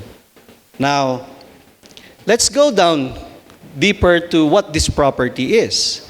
The Clark Civil Aviation Complex is 2,367 hectares and right now divided into 3. So we'll start with number 3. This is where we are. This place, where this building is, the Clark Global City, with Sir Freddie Placino, the one that's the president of this place. It's not me, so I'm just a visitor here. Now, this it's 177 hectares. And I know that there was probably a presentation of what this is and what it is envisioned to be. So I'm not going to go with that. On number 2 is the airport. It's 759 hectares. And the operations and management of that airport is by Lipad, which is a private company. It's a consortium of companies. It's via a concession agreement. So what does CIAC do? What do we do? Okay, so we perform an oversight function over the airport. So if you're asking for discounts on airlines, it's not us. It's Lipad, okay? It's Lipad. So we still have about 1,441 hectares. And bulk of that is the expansion of the airport. Because right now, the airport, the capacity of the airport is only 10% of the entire master plan. It has a terminal building which is at 8 million passengers per annum. That beautiful infrastructure that you see in front of us, if you look at the airport, that's 8 million passengers per annum. The master plan is 80 million passengers per annum. So at 759 hectares now, we need additional runways. We will need more terminal buildings. We will need more industries on the aviation industry. So consider that as just half of what it is supposed to be. So if you double that, that's about 1,500 to 1,600 hectares for the airport. So imagine the existing airports in the Philippines. So now let me go to in relation to what the other airports are. You know that there's the privatization that was successfully done by the government. You have a private sector that won the bid. So now, SIAC and the Manila International Airport Authority, which used to manage the Ninoy Aquino International Airport, is now very similar. It's now similar. CIAC and MIA, Manila International Airport, MIAA, Manila International Airport Authority. And then there's a new one, the new Manila International Airport, which is probably like 30 to 40 kilometers away. So you might be wondering what will happen with Clark. Is it good for us? Is it good for the country or what? So I've said this in another forum about 3 days ago, and I see some people people who've heard this presentation. You know, for the country, these types of developments is really good because we are not just competing with our own. Imagine competing with the likes of Korea, Singapore, or probably now Indonesia or Vietnam and the others. So we need the whole scale, a big scale, to be competitive. So it is a competition within us here in the Philippines. But as a country, to be competitive, we need all these infrastructure projects. 100 million passengers per annum for the new Manila International Airport. At full scale of its rehabilitation, the Manila International Airport would be about 65 million passengers per annum, and we'll have 80. So imagine we're built for the future, and we have that capacity to grow. There's no way but up. It's sky's the limit for us now. So we only have to work harder now. So with all of those things, we never knew that when we master planned the Clark International Airport, that there would be a privatization of the NAIA, there would be a new Manila International Airport. So we have to change face. We have to change our strategy. So what's our strategy? What do we have here? I heard that Evan, you said like we are here at the industrial belt. We have Subic. We have all these special economic zones here. So what are we going to do? We have a very strategic place here. We're well connected with expressways. There's a new railway that's coming. You'll see it, the rail coming also, right? So what we're going to do, which is our battle cry, is to transform Clark as a premier global civil aviation hub of the Philippines. What does that mean in a layman's term? We will make Clark as the premier gateway for freight for cargoes. Because we have the space, we have the connectivity, we have a lot of room to grow, unlike where we have our first option now at Manila. So for me, ideally, if I will position, this is my own suggestion, NAIA should be the premier gateway for people, for passengers, because it's the capital of the country. So let's go down deeper to our flagship projects. These are very ambitious projects, I know, as you will hear them later on. First of these projects are those that are going to be public-private partnerships. The government has no money. The Clark International Airport also is a very small corporation with huge asset, which is simply the land. But we're going to leverage. I heard that, sir, from you. We'll make this value become valued, right? So we will make these assets as valued by building these 7 flagship projects. And these 3 are, first, the National Food Hub, the Entertainment and Event Center, and the Urban Renewal and Heritage Conservation Program. So what is the first project? The first project is something that duals as a priority project, not just of the Clark International Airport, but also the country, which is because the President has also made this as his promise to deliver during his term as his top priority project, the National Food Hub, which will be for national food security and sustainability. So what do we intend to do with this facility? Or in fact, what do we intend to do with Clark by building this major, very important project? We want Clark to become a pillar of food sustainability. It becomes a center for logistics. Imagine that Clark is connected all the way to the north, to the east, to the west, to the south, with all these expressways and eventually the railways. And we have a very huge airport that can be used to fly high commodity products, high value products. Or if you need more containers, then you can just go a little bit westward to the Subic, a few kilometers away. We will use all the major production areas as source of all commodities that will be aggregated here at the Clark Airport, at the Clark Civil Aviation Complex. And imagine that Philippines has huge potential for agriculture. But the problem is that always the farmers are left behind.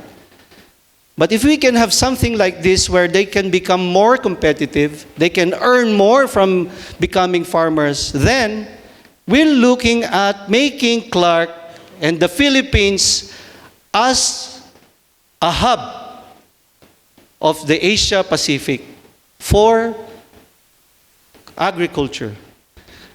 Because we are not just strategically located. If you look at, again, within.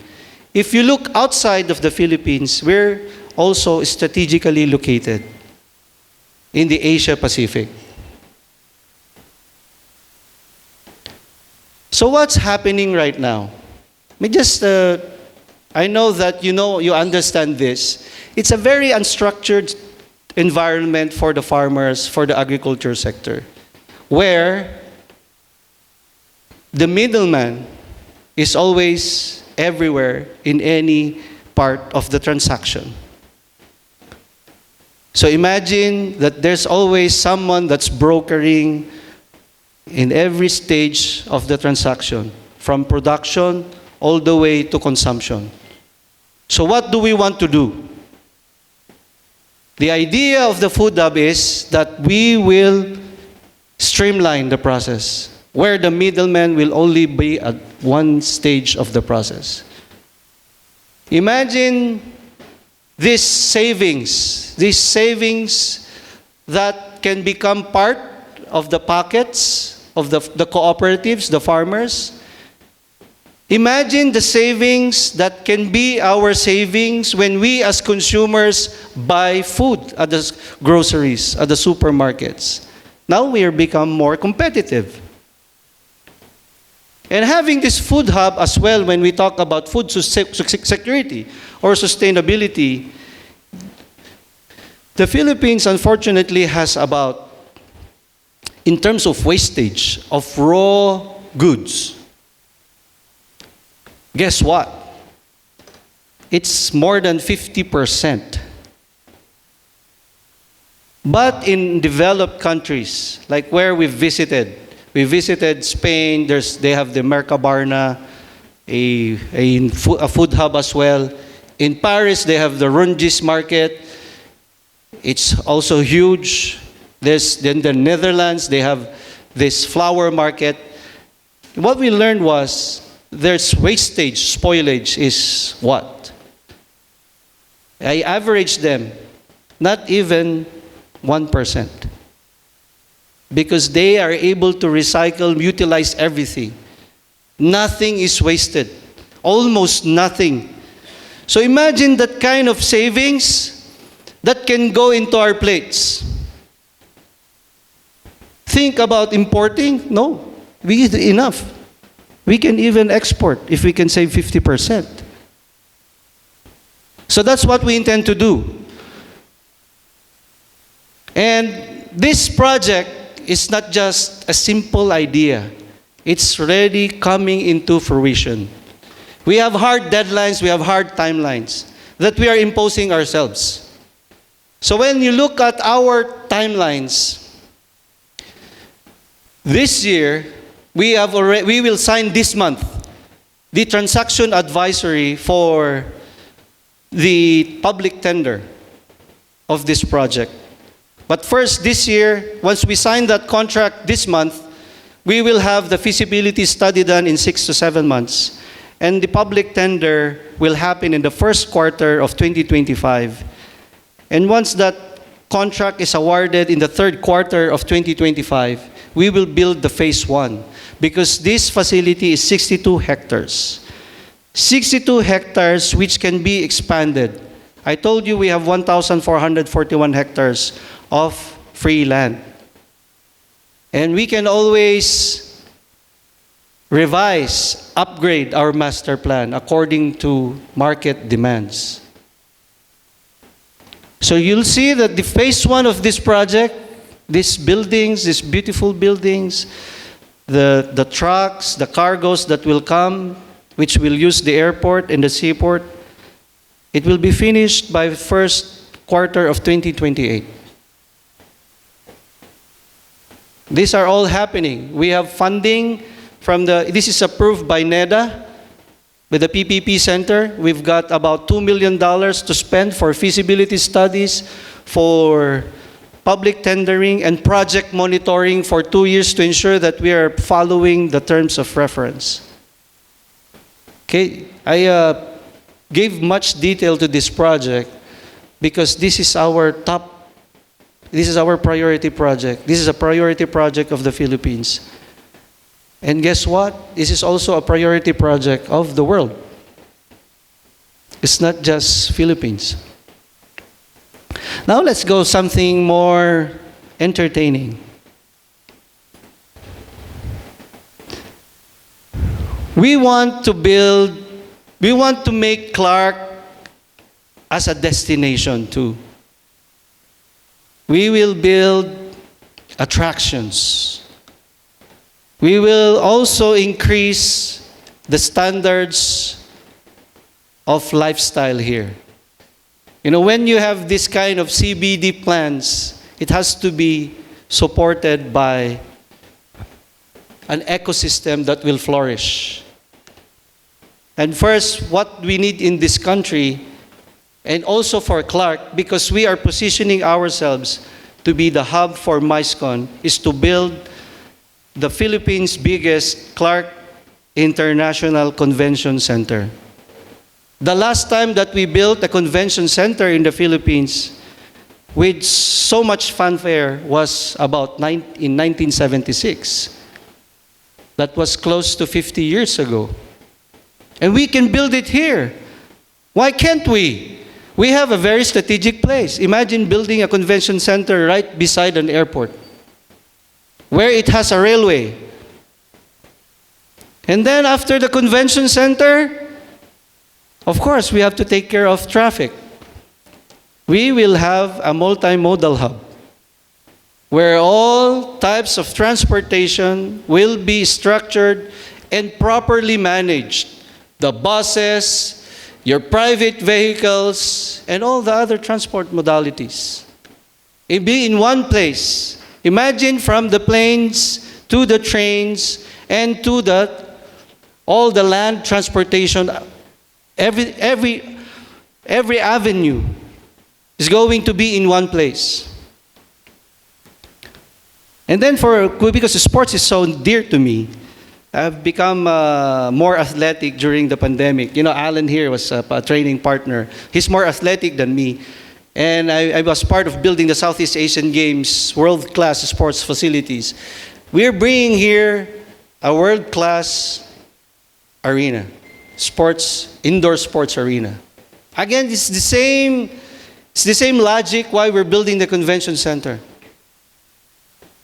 With all those accessibilities and strategic location. We want to host Taylor Swift. That's the dream. Right? So after the Clark Arena, we also would like to build other infrastructures. We want to energize the place. Because if we are going to attract these major investments, these major infrastructure projects, we need to have an urban renewal in the place. We have to make sure that we are ready for these developments. Imagine you welcoming a huge party in your place, but you're not ready. Imagine a developer that wants to sell premium, but that place is not ready. And because we have so much land to to manage, we must have a program for it. And first and foremost of that project is a promenade, a river park. Don't you know that we have a long creek? It's the Dolores Creek that we can harness to become a river park. It's 5 kilometers long from Swiss Hotel or Midori or Marriott all the way to the SC Tex. It's huge, 50 meters wide. But there's no water. Where do we get water? We get water from lots of rains and storms that we have. We will harvest them. Yeah? But it's not just for beauty. It's not just for fun. It's about water, innovation, sustainability. Because the problem of Pampanga and Tarlac and other neighboring provinces, the major problem is water.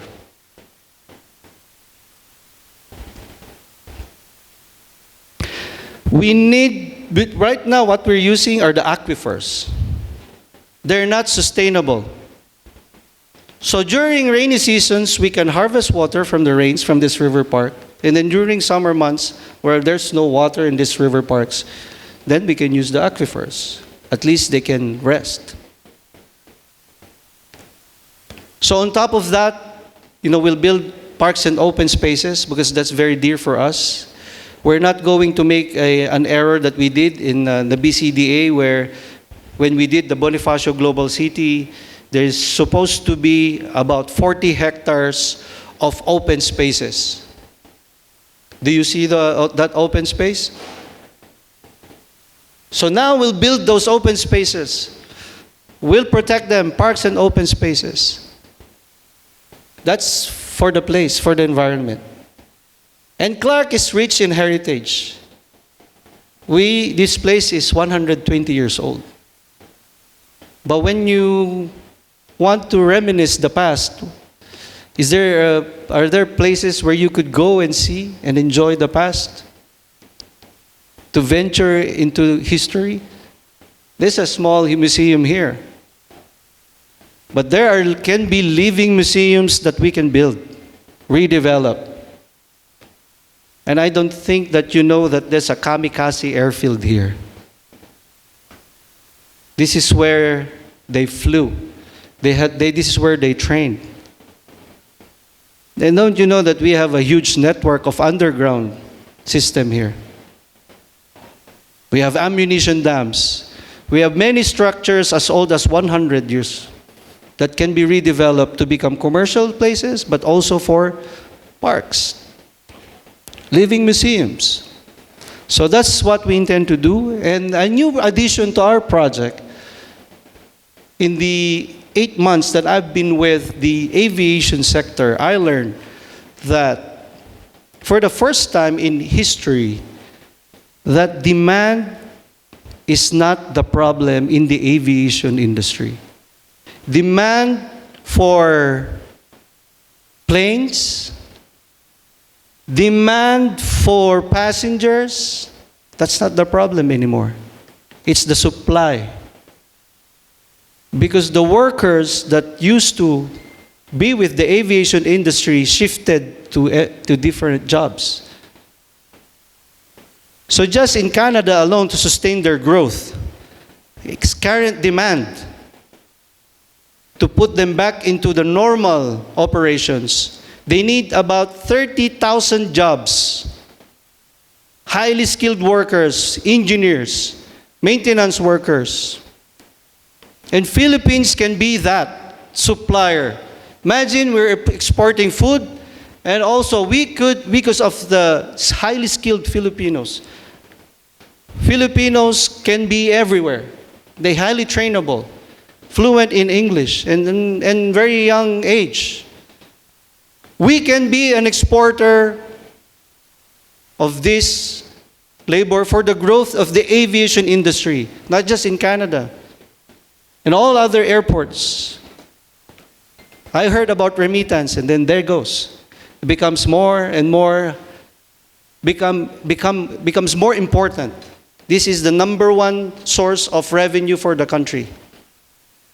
And we can hold that place. And don't be shy about it. And so these projects are very important, but we need to prepare when these developments become into fruition. We have to have infrastructure projects, vertical and horizontal, that is meant for the future. This first is the CRK, Direct Access Link. The Direct Access Link is a new exit in between Clark South and Clark North. So imagine going to the airport. You come from Manila, use NLEX, then go to the airport.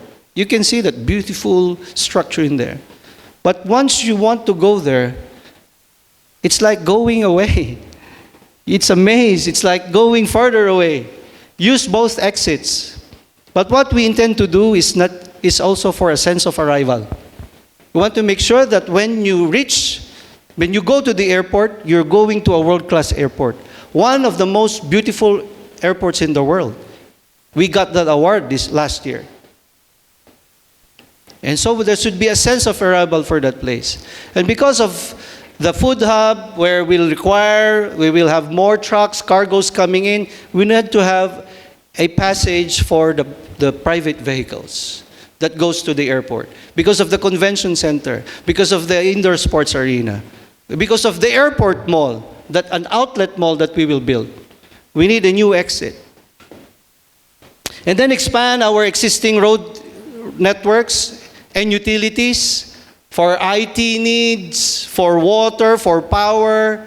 And most importantly is that it should be built for the people, not for vehicles. I am a biker. I'm a duathlete. I bike, I run. There should be biking lanes, safe and secure for pedestrians. And then we'll have a detailed development plan for the second runway, because we need to prepare for the expansion of the terminal building up to 80 million passengers per annum. So we need to have a plan for the second runway. And finally, we'll build our headquarters. Because right now, we're hidden where we are. It's not so welcoming. We need to have something like this, like what KMC is doing, what you are doing here, Evan. We need to have a beautiful headquarters as well, to become our beacon of transformation. So with all of these things that I mentioned, let's just visualize with an overview of all these plans. Visualize the future. This is our vision board. You will see that in all of our computers, in all of the corners of our office, so that everyone will see what we will do every day to make sure that these things happen. Where's my phone? I would like to end my very long presentation. Yeah, and I know that you're trying to fight. I know many of you are sleepy, but let me end with this. Let me read. Our major game-changing plans shall definitely and positively impact our country's business and investment sectors and make important contributions to the nation's development. I mentioned that these are game-changing projects, ambitious. I know you'll say ambitious, and you'll agree with me. But these are doable, viable, bankable. Is it, sir? Marketable, and definitely, after further studies, profitable. We're pursuing these projects because CIAC or CIAC is driven by the continued support from the government and various national government agencies, including private sector. This National Food Hub is already working. I am pitching an idea whose time has come. Its time has come. These projects are going to happen. The transformation of Clark as the premier global civil aviation logistics hub of the Philippines. Through the 7 flagship projects, we're sort of assembling a powerful engine of economic growth. And we're looking to forge partnerships with you, with the business sector. I know that this is an aggregation of CEOs. And I'm appealing to you to support these projects. For you to become part of the assembly line. In realizing these projects, which soon shall be a key driver for regional economic progress, for national development. And with that, I end my speech. Thank you. Wow, another great speaker. Well done. Gee, you don't always expect, but just a tremendous presentation. I hope we can have we might get copies of that, because I didn't know all of the difference between CDC and BCDA and all of these kinds of things and what he's doing. So very, very exciting, and I hope it all makes us feel good. It makes me feel good. Okay, let's go now to Evan McBride. I mean, Ray mentioned the name and so forth. Many people might not know, but these buildings here, well, I'll tell you the story. When I first met Evan, it was how many years ago? Maybe 15? 2008. Okay. So at that time,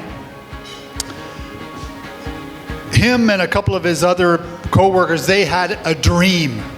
And that was Richard Clark is going to be a global destination. I'm an American guy. There's an American connection here as a former military base. Many young men died in protecting these fields.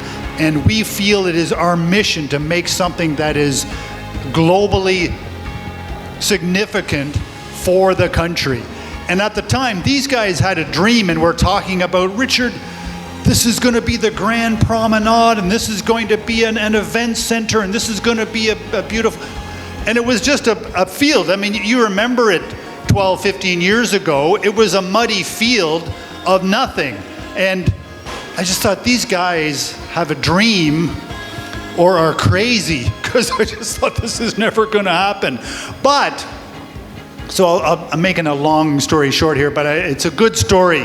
So they did a lot of work here, putting the roads in and so forth. And then a very aggressive group, Udena, came in one day and said, I'm buying it. I love it and I bought it. I want to buy it. So they sold it. So Evan didn't know what he was going to do for a while, but then one thing led to another, and then he came back and he said, this is my dream to make this work, and money together. I mean, being melodramatic, but and then he's back. So with another investment group and continuing this project and really making it a world-class destination. So, how's that? But it's melodramatic, but it's real. And he has another guys like me and others, but we have a connection to the country. And he's a guy who acquired his wife here, Karen Jimeno, who you see her on Billionario, I'm told, a daily program she has there. And he acquired really his home. So he really, really wants to build something that really lasts and becomes a legacy for the country. So let's hear him talk a little bit about it. Please welcome Evan McBride. Thank you, Richard. That was awesome. Thank you, Richard. That was incredible. Nice introduction. Well, he told my whole story, so it makes my presentation a much shorter. So I guess he did everyone a favor here. So anyway, welcome everyone. It's a long day, but I think I'm the closer, so it's almost over. So thank you to everyone that actually is still here. I've just heard I don't think President Agnes will be able to join us, but that's okay. You get stuck with me for the end. So I hope that's a consolation, and it ends a little early, so we can do the forum earlier than that. Just to get a little bit of feedback, how many of you are with a company that has a presence and employees already in Region 3? Can I see a show of hands? Okay. All right, that's probably... Richard, I see you... Do you really? Okay, all right. That's cheating. I mean actual employees that work in the area. Okay, well that's nice. That's about 20%. So I thank you to those, foresighted individuals, and I thank you to the rest of you that I think in the future, as an advance thank you, you'll be here. So what I'd like to talk quickly about is just a few things that you wouldn't expect from the landlord, right? We're a developer.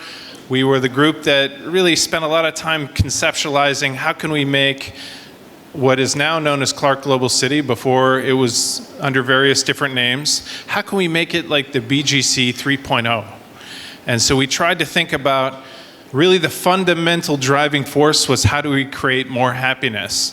So just another quick little survey. How many of you knew that this population base of employees is the second largest in the entire country? The only bigger one is Metro Manila with 10.1 in the employable range. In Region 3, it's 8.8 million employable employees. How many people knew that? That's more than twice, 2.5 times the size of Cebu. There's nowhere else in the country that has that many. Okay, so I didn't see anyone raise their hands. This is crazy to me that it gets so, like people just are not educated at how big the population is. Just to give you a backstory, we were recently talking with a global bank trying to get them to relocate their operation here. They're in BGC, okay? I won't say who it is. And they were saying, oh, we love the infrastructure, we love the transportation plans, but how would I get my employees to relocate up there? And so they ended up doing a survey of their employees that are in their BGC office, and 35% of their employees were already commuting from the north because that's where the job was. Almost 10%, I bet very few people know this, almost 10% of the country's current enrollees are in Region 3 today, 375,000. It's got the second highest number of higher education institutions in the entire country. The only bigger is Metro Manila. So it's incredible. These are things that I'm just shocked people don't know. So what do I want to talk about quickly? And I'll make it as short as I possibly can, which is not that short, is happiness. Because that was the fundamental driver when we learned and started polling people in BGC, is that it is the place for the global companies to get the employees. But we kept hearing, and this is a long time ago when we were designing, that the employees actually have a difficult job there. And most of it comes down to 3 things. So I just want to quickly talk about those 3 things. One is, of course, what's your commute like? You can have the best office environment in the world and the greatest team, but if you spend 3.5 hours commuting to work, and that commute is not just you get in a car and you can be on your phone, but it's multiple jeepneys, you get into a bus, the bus drops you at a location where you have to weather the rain to get to work, that will drain you. That'll cause attrition over time. That's one of the leading factors for attrition. So I want to talk about 3 key things that we've designed in and we care very much about. And we're maybe a small percentage away towards our dream, but we still have a dream, like Richard says, and we will get there. And I think the fundamental pieces are now coming together, especially now that I'm back. Okay. So what are the 3 things? Our development goal is to really focus on employee happiness and wellness. So what are the 3 things I want to talk about? Transportation to work, and how do we make that a good experience, and what's the future look like? When you get to work, how do we make it better as a landlord in partnership with our tenants, and as we like to view them as partners? And then third, how do we really work together as employers and landlord developers to make a great oasis that makes everyone really want to be in a live, work, play environment. All right, so transportation and accessibility. Let me just talk about the 3 things that we really factored into the design from day one. And that's, obviously you need accessible transportation. That's no easy thing in the Philippines. It requires you to really think about it before you even start conceptualizing the whole city. That's one of the reasons other major metropolitan districts aren't the perfect place for super high density employers. Second, obviously, how do we make the commute times shorter to work? There are tier 1 solutions, tier 2 and tier 3. The best solution is you make it walkable. That's exciting. Next is public transportation, and of course after that it's multiple public transportation nodes. And then how do you make it cheap? So I'll quickly mention, I don't want to make this a commercial about our site, but I'll talk about what we've been doing in the last couple of years. So we have in our campus, it's a 5-building campus. It's built to house 60,000 plus daily employees. We provide free bus services 24/7, no matter what time of the day or night, to anyone that wants to come to the site, to the transportation hub for the whole region. We want people to come and be able to get to the site without any cost, zero cost, Wi-Fi enabled buses, AC buses, you can just come on. We even encourage all of the doctors to ride the bus. It's all free of charge. That's the first thing we're doing. That's an interim measure, and I'll explain why that's interim. So we've greatly enhanced that since we took over. Of course, there are those. By the way, of the daily traffic here, it's grown from 6,000 employees when I took over 2 years ago. Today, it's close to 19,000 employees here by registered key card. Of those number of employees, less than 10% actually drive to work. They all use either our free buses or they use the free motorcycle parking. So less than 10% drive to work. But what we wanted is for the executives that come, for the people that do drive, to have a well-lit, safe, open, spacious parking garage. So that's why the entire underground quad, this even under the park, it's all parking. And I know that's boring to some people, but to us, we're proud of our parking garage. And then we want to encourage both motorcycle parking for those that want to ride a motorcycle to work, make it free, make it easy. And then, of course, health. 2 things about health. We have bike racks all over. We think the future is really exciting when we have more than just bike racks where people have to bike a far way, but you actually have bike sharing services that are within a actual living community close. And I'll quickly mention those plans. And then, of course, I don't know how many of you got to explore, but if anyone wants to do a tour, I'll give you a personal tour of our whole site. We wanted to build in a lot of green space. Yep, personal tour. Is that a yes? It looks all right. All right. Anyone's welcome. I'll personally host you. I'm proud to show it off, even if you're not looking for space, but you just want to know what's going on. Okay, and then this is linked to the next slide. Okay, what we think is really exciting. The next couple slides, I'll talk about the train and the new transportation hub for the region. Okay, and the reason I want to spend so much time on transportation is because, talk to your employees, if you solve that, you've solved a huge part of their potential for relocating to a different job in the near future, if you're the best place for them to get to work. Okay, so here is a slide I'm incredibly excited about. Now, to be fair, when I came here in 2007 originally, I also heard about this train, right? And they were like, oh, it's going to happen within the next 5 years. So, but this time, I believe it. Because how many of you drove up and saw those huge elevated constructions over the highway? How many saw those? That is the train. 6 months ago, you wouldn't have seen that. That's how fast it's developing. You can actually look out this window, for those of you that actually can see out this window, and see the elevated train line. That's going up day by day. It's incredible. Now, we've recently learned some interesting things. Phase 2, okay, will be open, according to the most recent updated information, the construction progress, by 2026. That means that's a game changer for the whole area. That means that everybody from Bulacan, this is almost 4.5 million people that live along the train line from Bulacan, Malolos, Bulacan to Clark, they can get right on the train and be at work in a few minutes, under 20 minutes. And then once that new train hub, I'll show you where it'll stop. And by the way, I took this picture personally about 3 months ago. If you go there now, it doesn't look anything like it. It's all connected and completed. So you can do it on your way home today. You can take your own picture.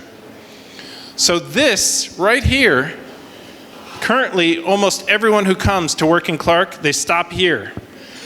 It's not bad, but the reason that it's not perfect is because that is a mall that's incredibly popular.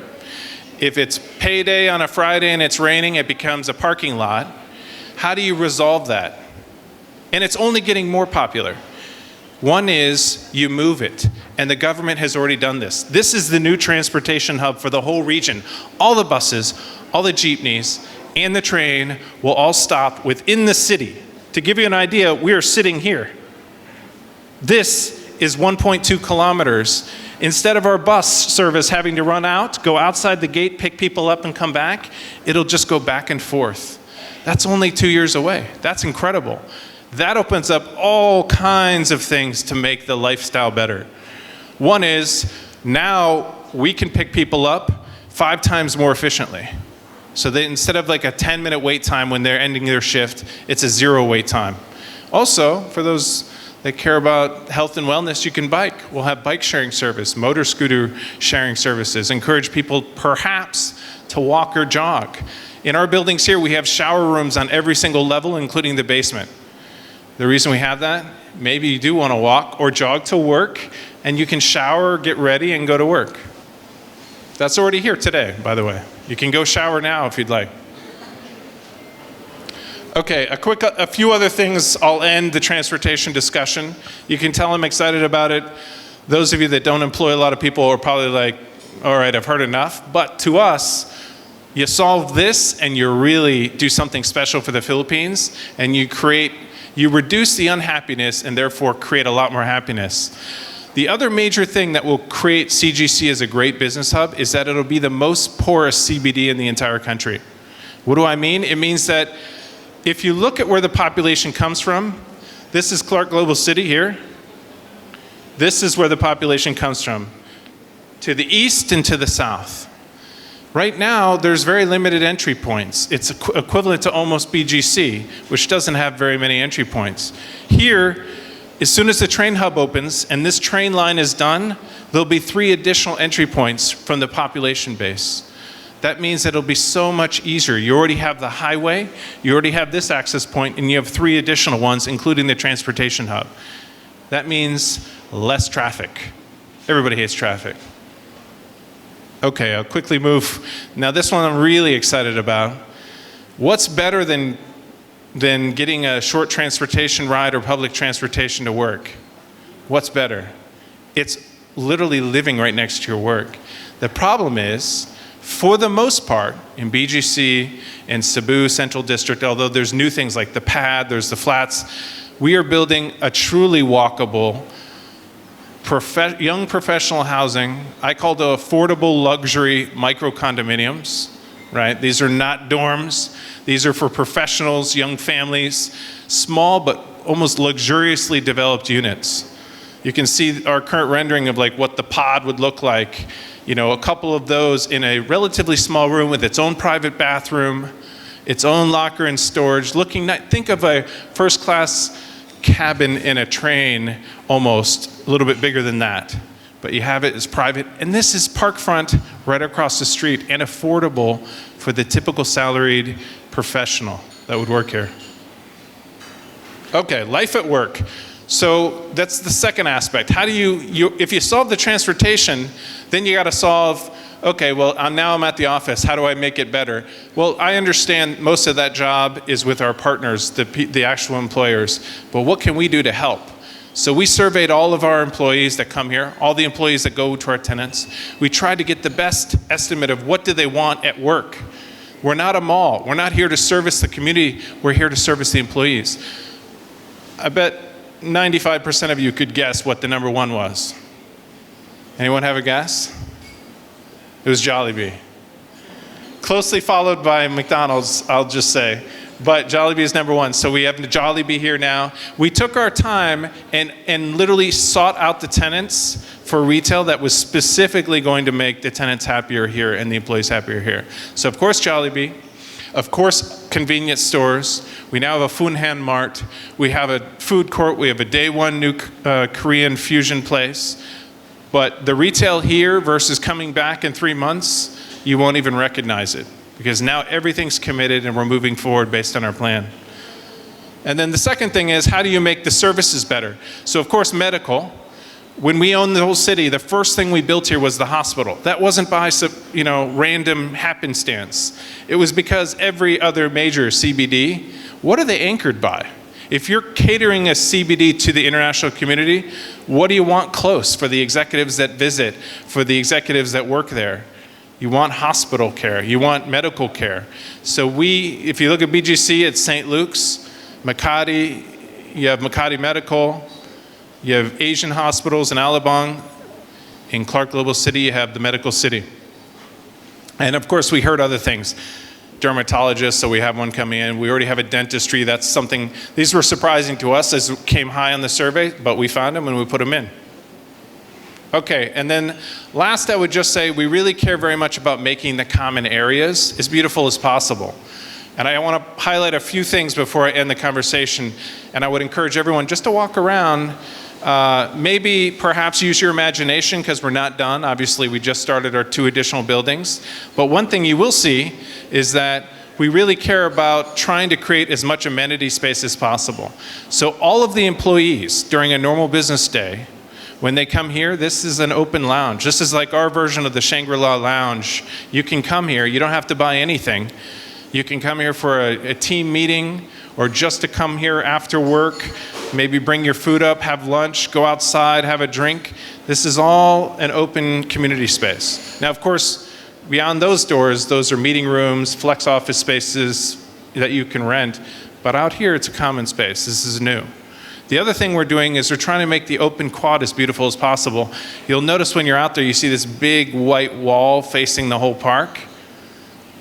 Anyone want to guess why?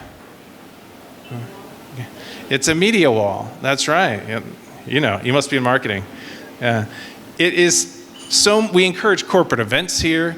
We encourage all kinds of health and sporting events, yoga, Roomba, and we want to, and also holiday events, and we want to be able to really focus in on that, make the whole environment nice. All right, I've gone longer than I thought. And then I guess the last thing I would just say is we view everyone here as our partners. So this is, I would like to thank KMC. This floor, it represents a partnership between ourselves and KMC, who I think is just an incredible organization that has helped us in so many ways. Also, we're partners with the Medical City.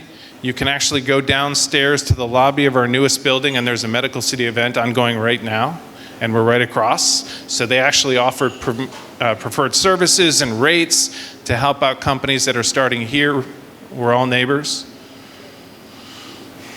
And then, of course, we're really focused on health and wellness. So we are very much interested in talking to anyone or listening to any ideas to have more health events, more wellness events. GGDC does a great job of encouraging fun runs in the area. These kinds of things we think are excellent, and we think CGC is a perfect place for that. Pre-pandemic, you'd see events here nearly every weekend, definitely every month. We want to get back to that and exceed that. So finally, I will just end with a quote I love. I think it's appropriate for this conversation. If you take care of your employees, they'll take care of your business. It's as simple as that.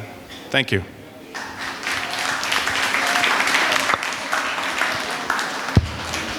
Very good. Another good presentation. Oh, maybe you can, because we're going to have just a short panel session, okay? Oh, we're supposed to have Agnes Devanadera of BCDA, but she's unfortunately been called to, it was a Senate committee investigation to be questioned, so she was so disappointed, but we'll have her again at a future event, and we look forward to her. She's just a lovely, lovely gal with a lot she wants to share as well. So let's have back up on the stage Tracy Ignacio of KMC, who we keep hearing about. Yes, please, let's have a little hand for people. Yes, well done. Rex Gongoro of PLDT Enterprise. We'll have Aray Perez, who did such a fantastic presentation. I think we're all pleased with him. Evan McBride again, back up on the stage. And also to represent Airspeed, we could have Arcel Salazar, or I know the CEO is here, Rosemary Raphael. Evan's here. Thank you. What? Okay. I'll give the mic to all right. Ari. A lovely group. So let's have some questions, because these are key people we don't get a chance to see live and in person every day. But can I ask Arai and also Evan, I mean, timelines. You know, these are amazing, inspiring projects you have. The food hall, hub, the event place. What do you estimate in terms of the timing? I mean, there's going to be a bidding process. There's construction. There's what do you estimate? I know these things have to be flexible, but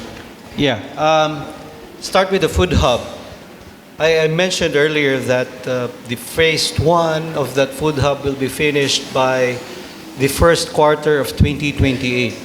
But before we get there, of course, we need to do more feasibility studies to make sure that all sectors in the food industry are included in the building up of the terms of reference that eventually the private sector will undertake.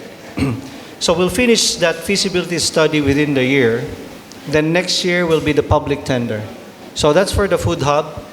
Now for the entertainment and events center, there's so many facilities that I've lined up earlier, like the convention center, the indoor sports arena, multimodal hub, including, I forgot to mention about the airport mall, which is an outlet mall. Now these are there are 4 major projects that take a lot of time to build. And also, when it comes to investments, we're looking at around 32 billion pesos for an entire 40-hectare area. So this is 177 hectares. Imagine that scale, right? If we're only 40. So we first will build the convention center, because this is what the place needs. When a place means the entire Clark. And we intend to complete that by this administration, which means that by 2028. Yeah. Yep, because it's just a hall. I mean, you just have so many office spaces underground, and then you just have a very tall building, right? So that could, yep. And then the other things we're already doing, like the urban renewal, we have a project for the MICECon, which will happen in the week of July 10. That's gonna be like 3 weeks from now, and we're going to make sure that the streets are clean, and we're gonna have some artworks. And the first of that will be the mural that will be like a model, a canvas of what we're trying to do for Clark, which is transformation. You'll see that coming from the Mount Pinatubo eruption and to what it is now. So from a military facility to a very robust, dynamic civil aviation complex, a special economic zone, a Freeport zone. So it's going to showcase that, and you will see that in this year. A lot of things are happening. We're doing public tenders for the detailed architectural and engineering design for the horizontal developments like expansion of the roads, the utility corridors, including our headquarters. The headquarters is already underway for the public bidding.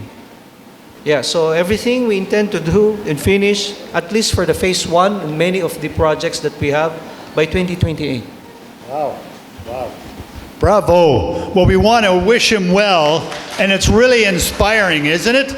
It makes you feel good. Evan, I know I looked out the back and I saw 2 buildings getting constructed, and then you're talking about some other one with places to live and so forth. But what would be so the time, I don't know if you said it during your presentation, I can't remember, but the time horizon for those, and how many people will be employed in this area? Yeah, thank you, Richard. Well, first, before I answer that, I would just like to thank you and thank Rebecca for putting on such a great event. Great people, bringing up so many people from Metro Manila, helping us at least get some of the message out. So can we just do a quick round of applause for Richard and Rebecca? Okay, and timeline. So we just started construction. I'm so excited because now there's a crane back up. These are buildings that were started pre-pandemic and then were a casualty of the pandemic. It was one of the reasons I was very excited to come back with the consortium, and I think that's why it's a harmonious partnership and why the new owners basically were convinced to sell it back to us. Is that we can revitalize it, put some new cash in. We finished building 3 just now. It's a brand new building. That's the biggest building, 30,000 square meters. These 2 buildings, we just restarted construction. There's a crane up. They'll be done by next year. In terms of the housing project, that's an 18-month build and we're in design now. So we won't start it. I'll be very happy if we start it by the end of the year. The good news is there's a phase 1 with 120 beds that can be done as early as this year. But the phase 2 is 2,000 to 2,500 beds. Very nice.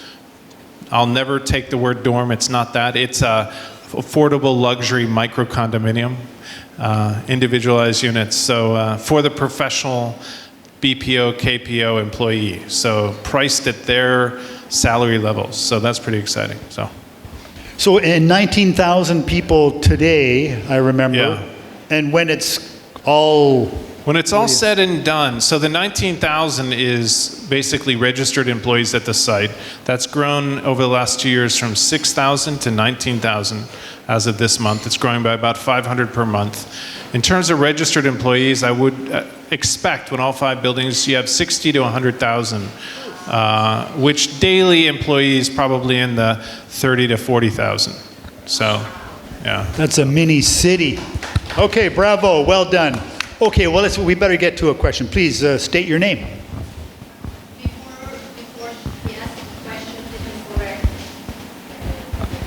Sorry, just let's get the microphone going. Yeah, before it's working now, because what Ivan said, because of Richard and me, that's not true. Because of our people and his people. Can you please give them a round of applause?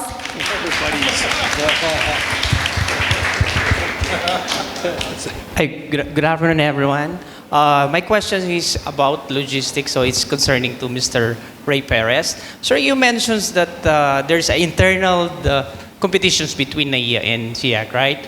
So we are also aware that the new Manila International Airport will be completed in 2027.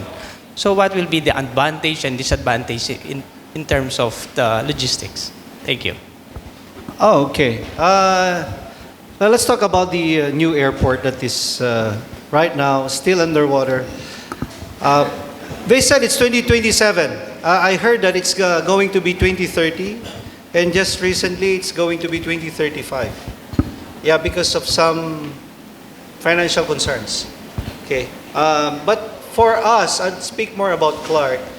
You know, there's no other airport, at least in Luzon, where you'd see what we have now, all of this infrastructure that we inherited from when it was a former military base.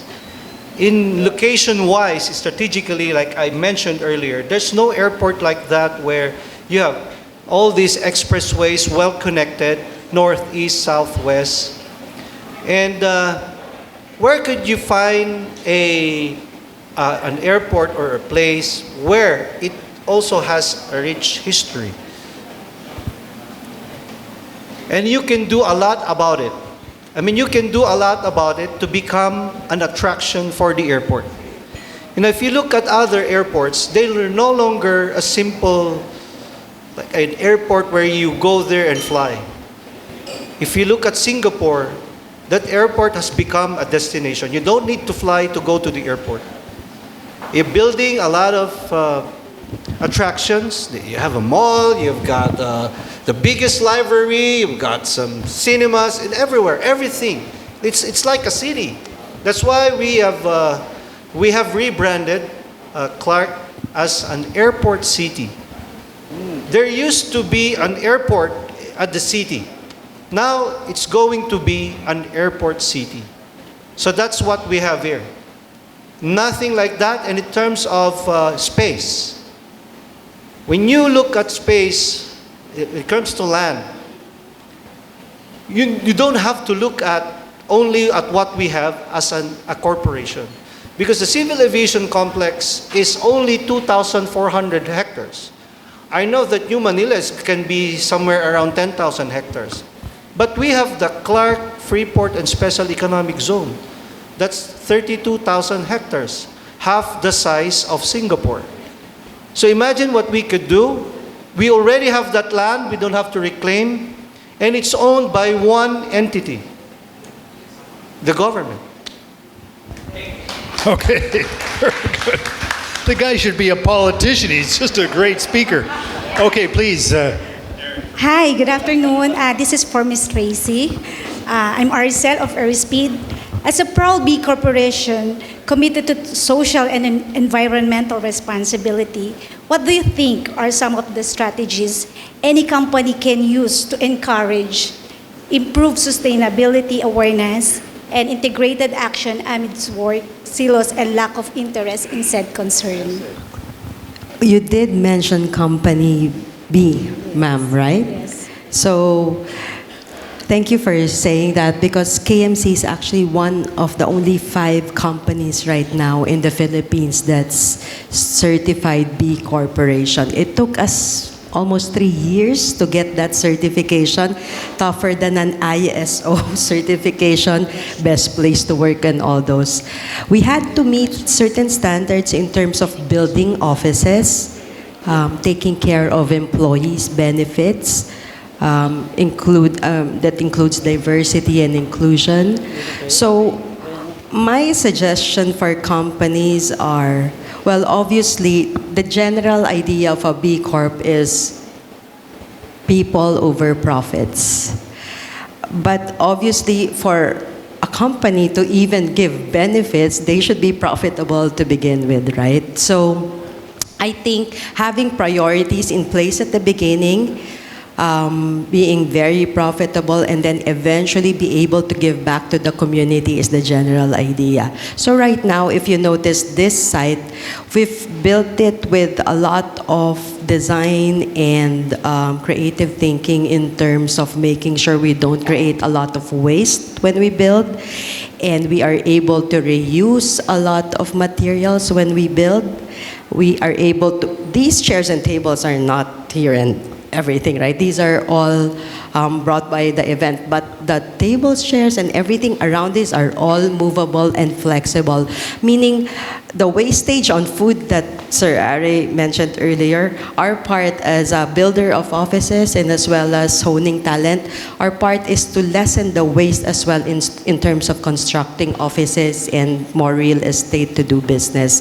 And in terms of taking care of employees, just like what Evan talked about a lot, it's taking care of employees by giving them very, not just good benefits, but very reasonable and something that helps their own wellness and is very,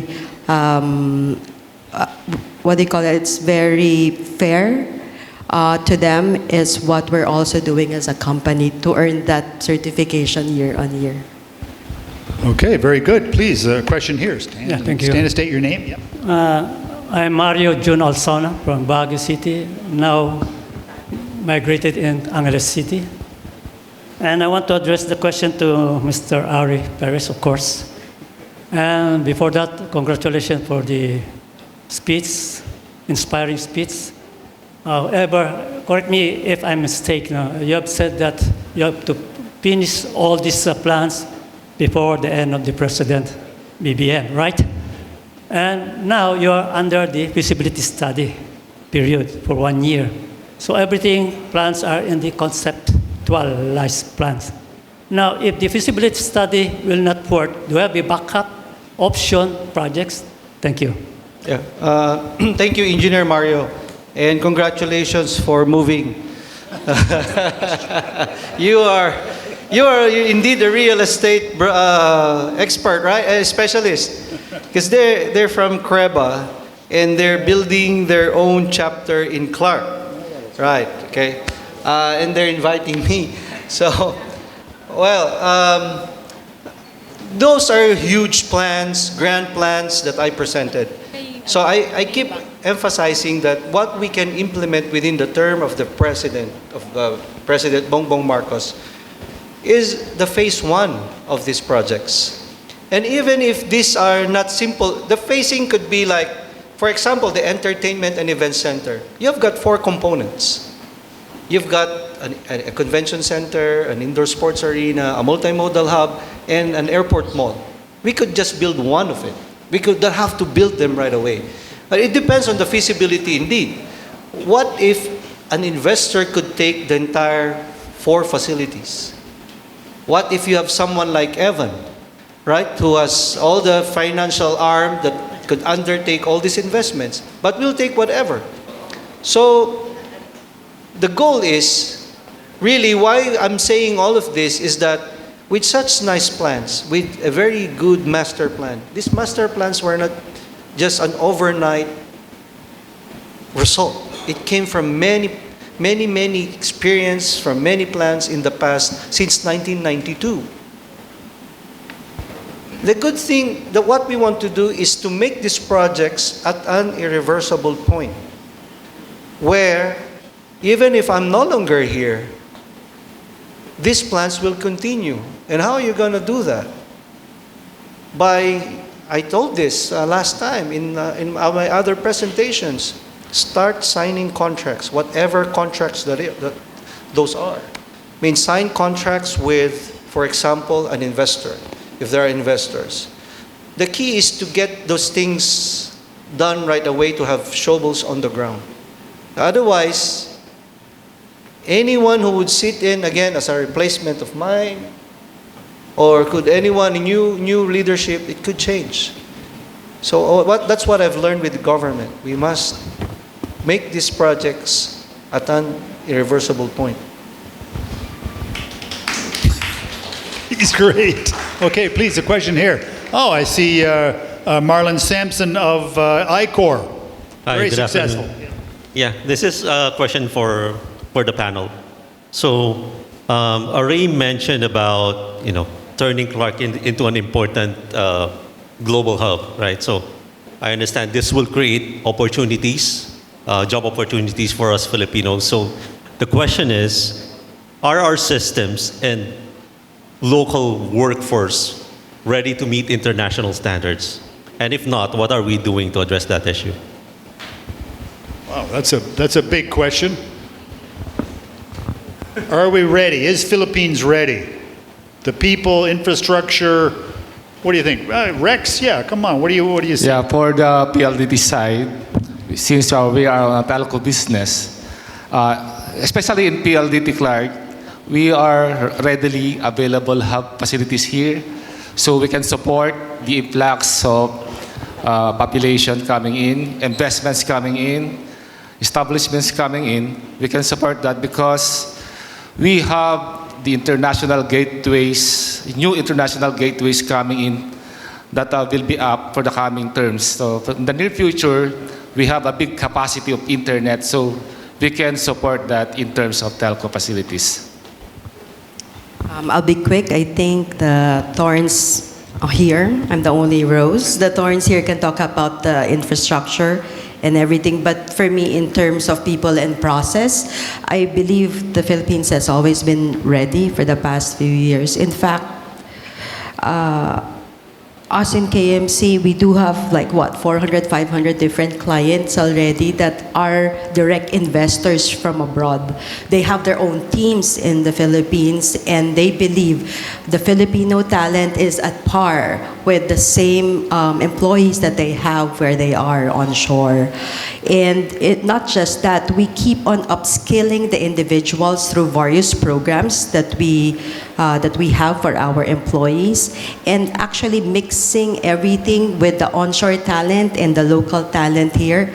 It creates an ecosystem and a learning environment for everyone.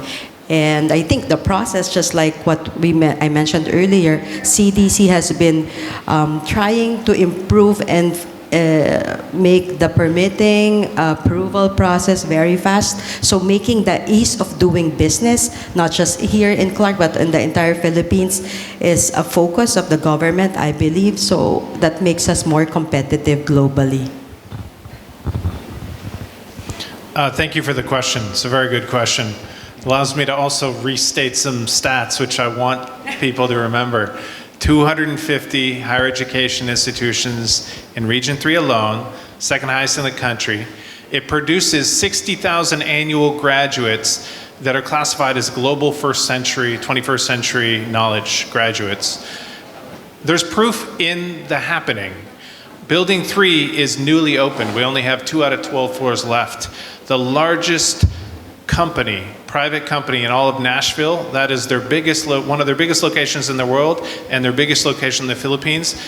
Since opening, this is a brand new building, they already have over 2,000 new employees, growing to over 3,000, I think, employees, all from the region. So the proof is what's happening, and I do think, you know, of these 375,000 current enrollees right now, 9.5% of the country's total, they're trainable. They are willing to take a job. Unlike other parts of the world, they want the job and they're happy to have it. So I would say yes. It seems we're ready. Let's get the jobs here. Let's get the employers here. That's an interesting thing, if I can add something more to that. But in Cebu, we heard the exact same thing. How many international companies, you know, Taskus is here, Genpack, Concentrix and so forth, global companies, but guess where most of their employees are? In Philippines. And it's quite an amazing thing. Now, these are international companies, but it's just, you know, you can almost call them Filipino companies because more than 50% of their global employees are in Philippines. So it bodes well. People like Filipinos, and this is a big, the biggest asset that the country has. But what these guys are doing is facilitating that so that the world can connect with and employ these people. So we appreciate what all of yous are doing, a tremendous contribution to the prosperity of the nation. And we really appreciate everybody. I know people came up from God knows where and so forth. So really, really nice to have everybody and meet. So please come on up and let's meet everybody. What a great guy Aray is, though, isn't he? You just feel good and inspired when you listen to the guy talk. So please, oh yeah, we gotta have some pictures. This is Philippines, we gotta have some pictures. So let's do that. And then we'll do some more meet and greet. There's still lovely food and drinks.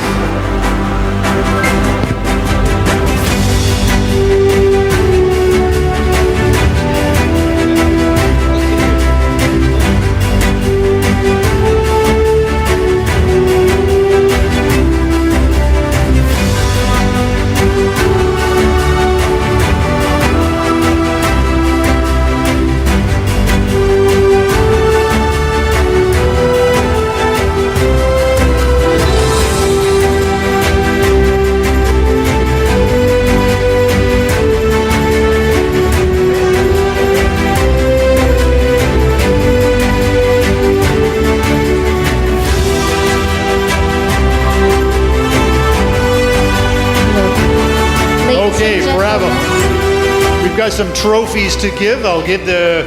Yes, the head of PLDT Enterprise of North Luzon, Mr. Rex Gomora. The Managing Director of Softcop Partners, Mr. Evan McBride. And the President and CEO of Clark International Airport, Mr. Ari Perez.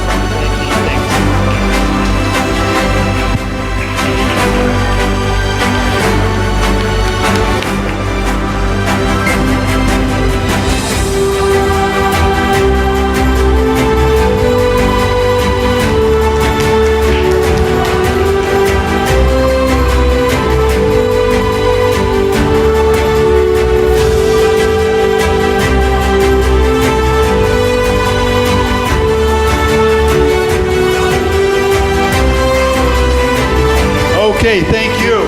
And now to close the event, the lovely and talented Arcel of Airspeed. And this again, I've just see your trucks everywhere these days. And yeah, a lot of things happening, so please.